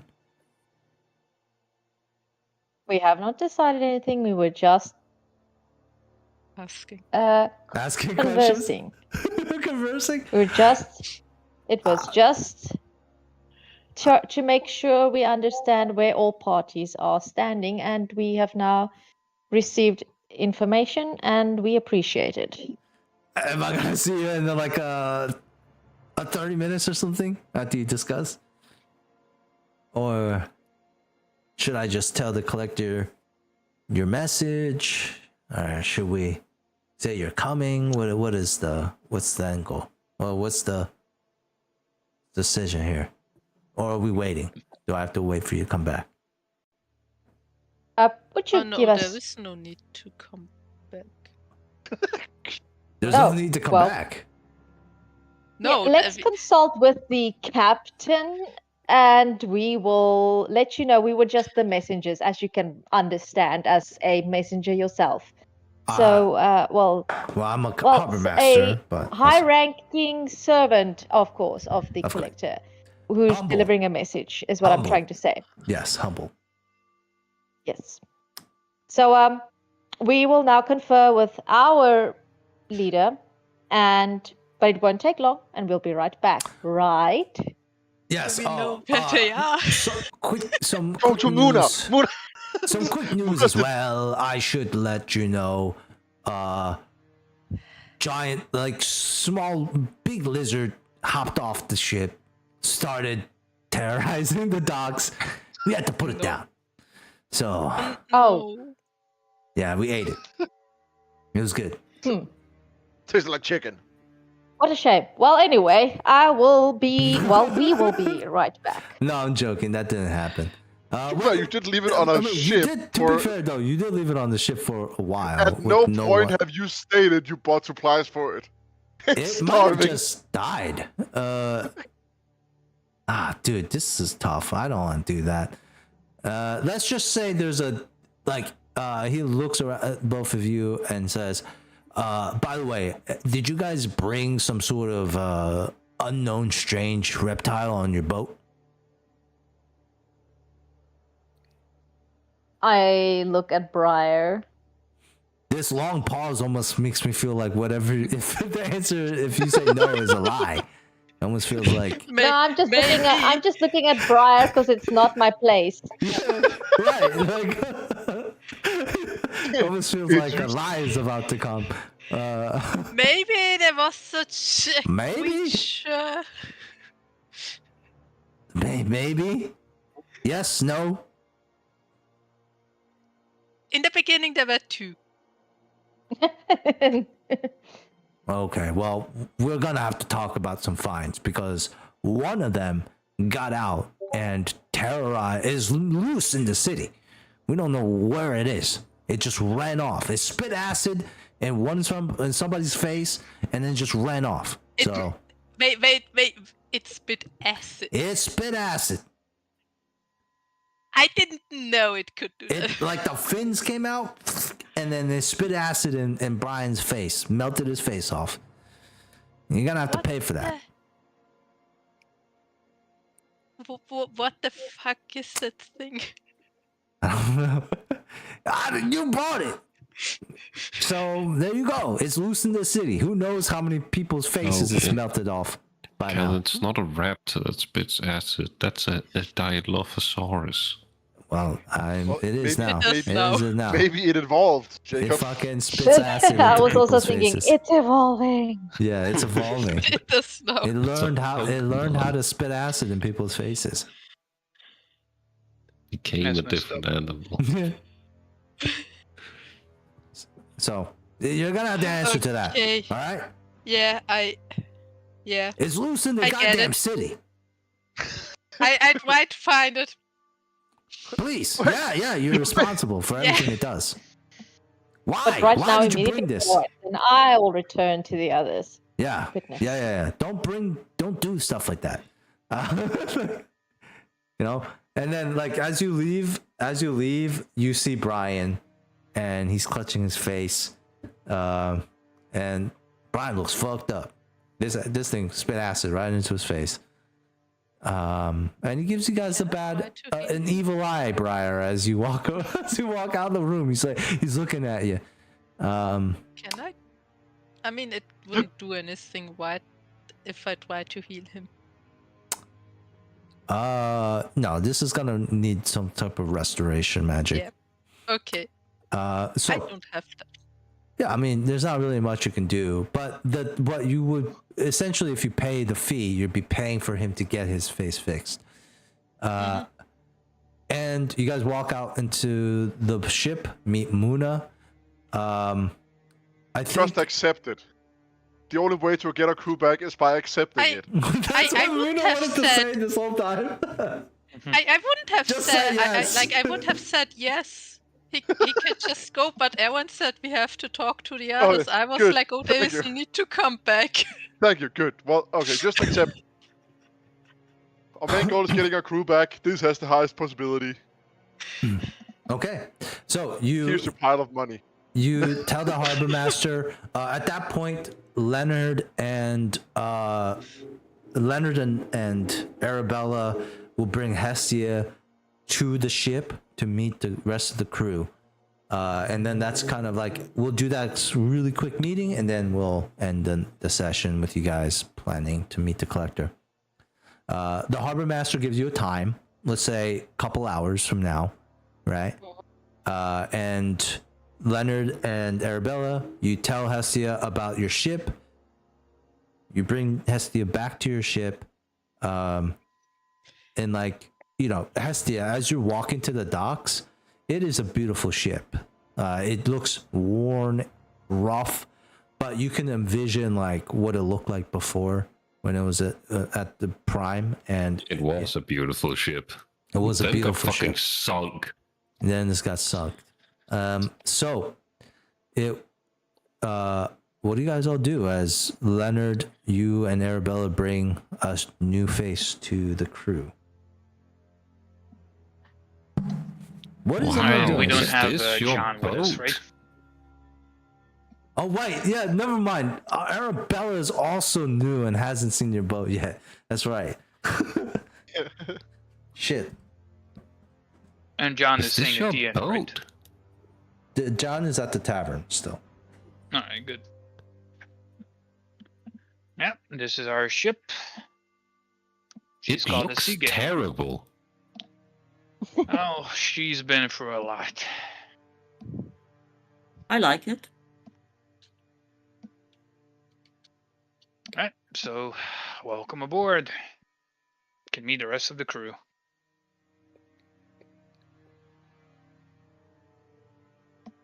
Okay. Well, I mean, I guess when you walk over and see Muna, I mean, considering no one really have described what they look like. Oh shit, that's right. Oh yeah, sorry. That's why I was going, well, fine. If no one else, I will do it when she sees Muna. To describe You said Muna. something earlier, Muna. I didn't describe myself for a fucking reason, man. I know. But Muna, since Muna, you see a very pale human, but I mean, if you know races, you probably know fetchlings. So he's a pale human. He's a young male. Can you take out my picture, Cal? Like Chuggin on the screen. Make it big. Oh, you guys don't see this? Oh well. See Aaron. You don't See see Leonard. I just see perform. I don't see Leonard. I just see my own. Considering you're probably only showing our character sheet, and people don't have access to my character sheet. That's yeah, true. Yeah. You're right. Okay, there's Muna. He's a very handsome, very charismatic. Pale. That's what he thinks. I mean, he's more charismatic than you, bitch. I know. He's a young man. He's around 19, maybe 20. He's 6 flat. He's like very, he's very well, like strong built. Yeah. He's wearing kind of like a rope, so he seems to be castery. He doesn't really have any weapons nor any armor on him. He also is wearing a hat. What does the helm of Detect Thought look like? It's a headband. Okay. I have a Oh headband. wait, no, is it a headband? No, No, you guys I have haven't. You guys haven't unlocked the headband. We don't yet, know right? what the hell. No, but I have the helm of telepathy. The helm of telepathy. You tell us what it looks like. It's not a headband. It's a helm. A helm. I know. can That's why we said that. look like a. It's just Magneto's hat. Magneto's hat. I- It's terrible. Sorry, but people are getting angry at me for staying online too long. Oh no worries.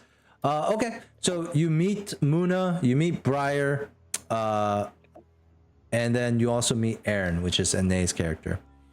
And I think that's a good place for us to end. Right? Yeah. All right. Cool. Well, thank y'all for playing. Thanks Have a for good Thank you night. for DMing. Thanks, I won't DM. be here next I will week. You won't? Nope. Oh man, you won't be here for the collectors meeting? That Nope. is awesome. I love that. Oh no. all chaos. have Worry Leonard not. talk I shall his way out. negotiate on your behalf. Yeah, that's no. fucking terrible. Nickel, for the love of God. Well, I have good diplomacy. Yeah, but you're playing well, and you're playing a character who doesn't do it well. Then we have Leonard, who, despite his bad diplomacy, pretends like he's the captain. I am the captain. Yeah. Look at me. Hey, I'm the you all captain. voted me into this position. I gave you many choices to reconsider, and you never fucking did. I think So we should shut the fuck up. make a revote. Then we have We Briar. thought- I we mean, actually that did do was- that. We did do a revote, and you guys still Yeah. lost. I'm sorry, I And then I really have to offered- go now. All right. Oh, Yeah. yeah. Okay, Go good ahead. night. Lika. Yeah, nice And meeting you. also, Anae, I'm pretty sure you have to go too. So. Okay. Bye.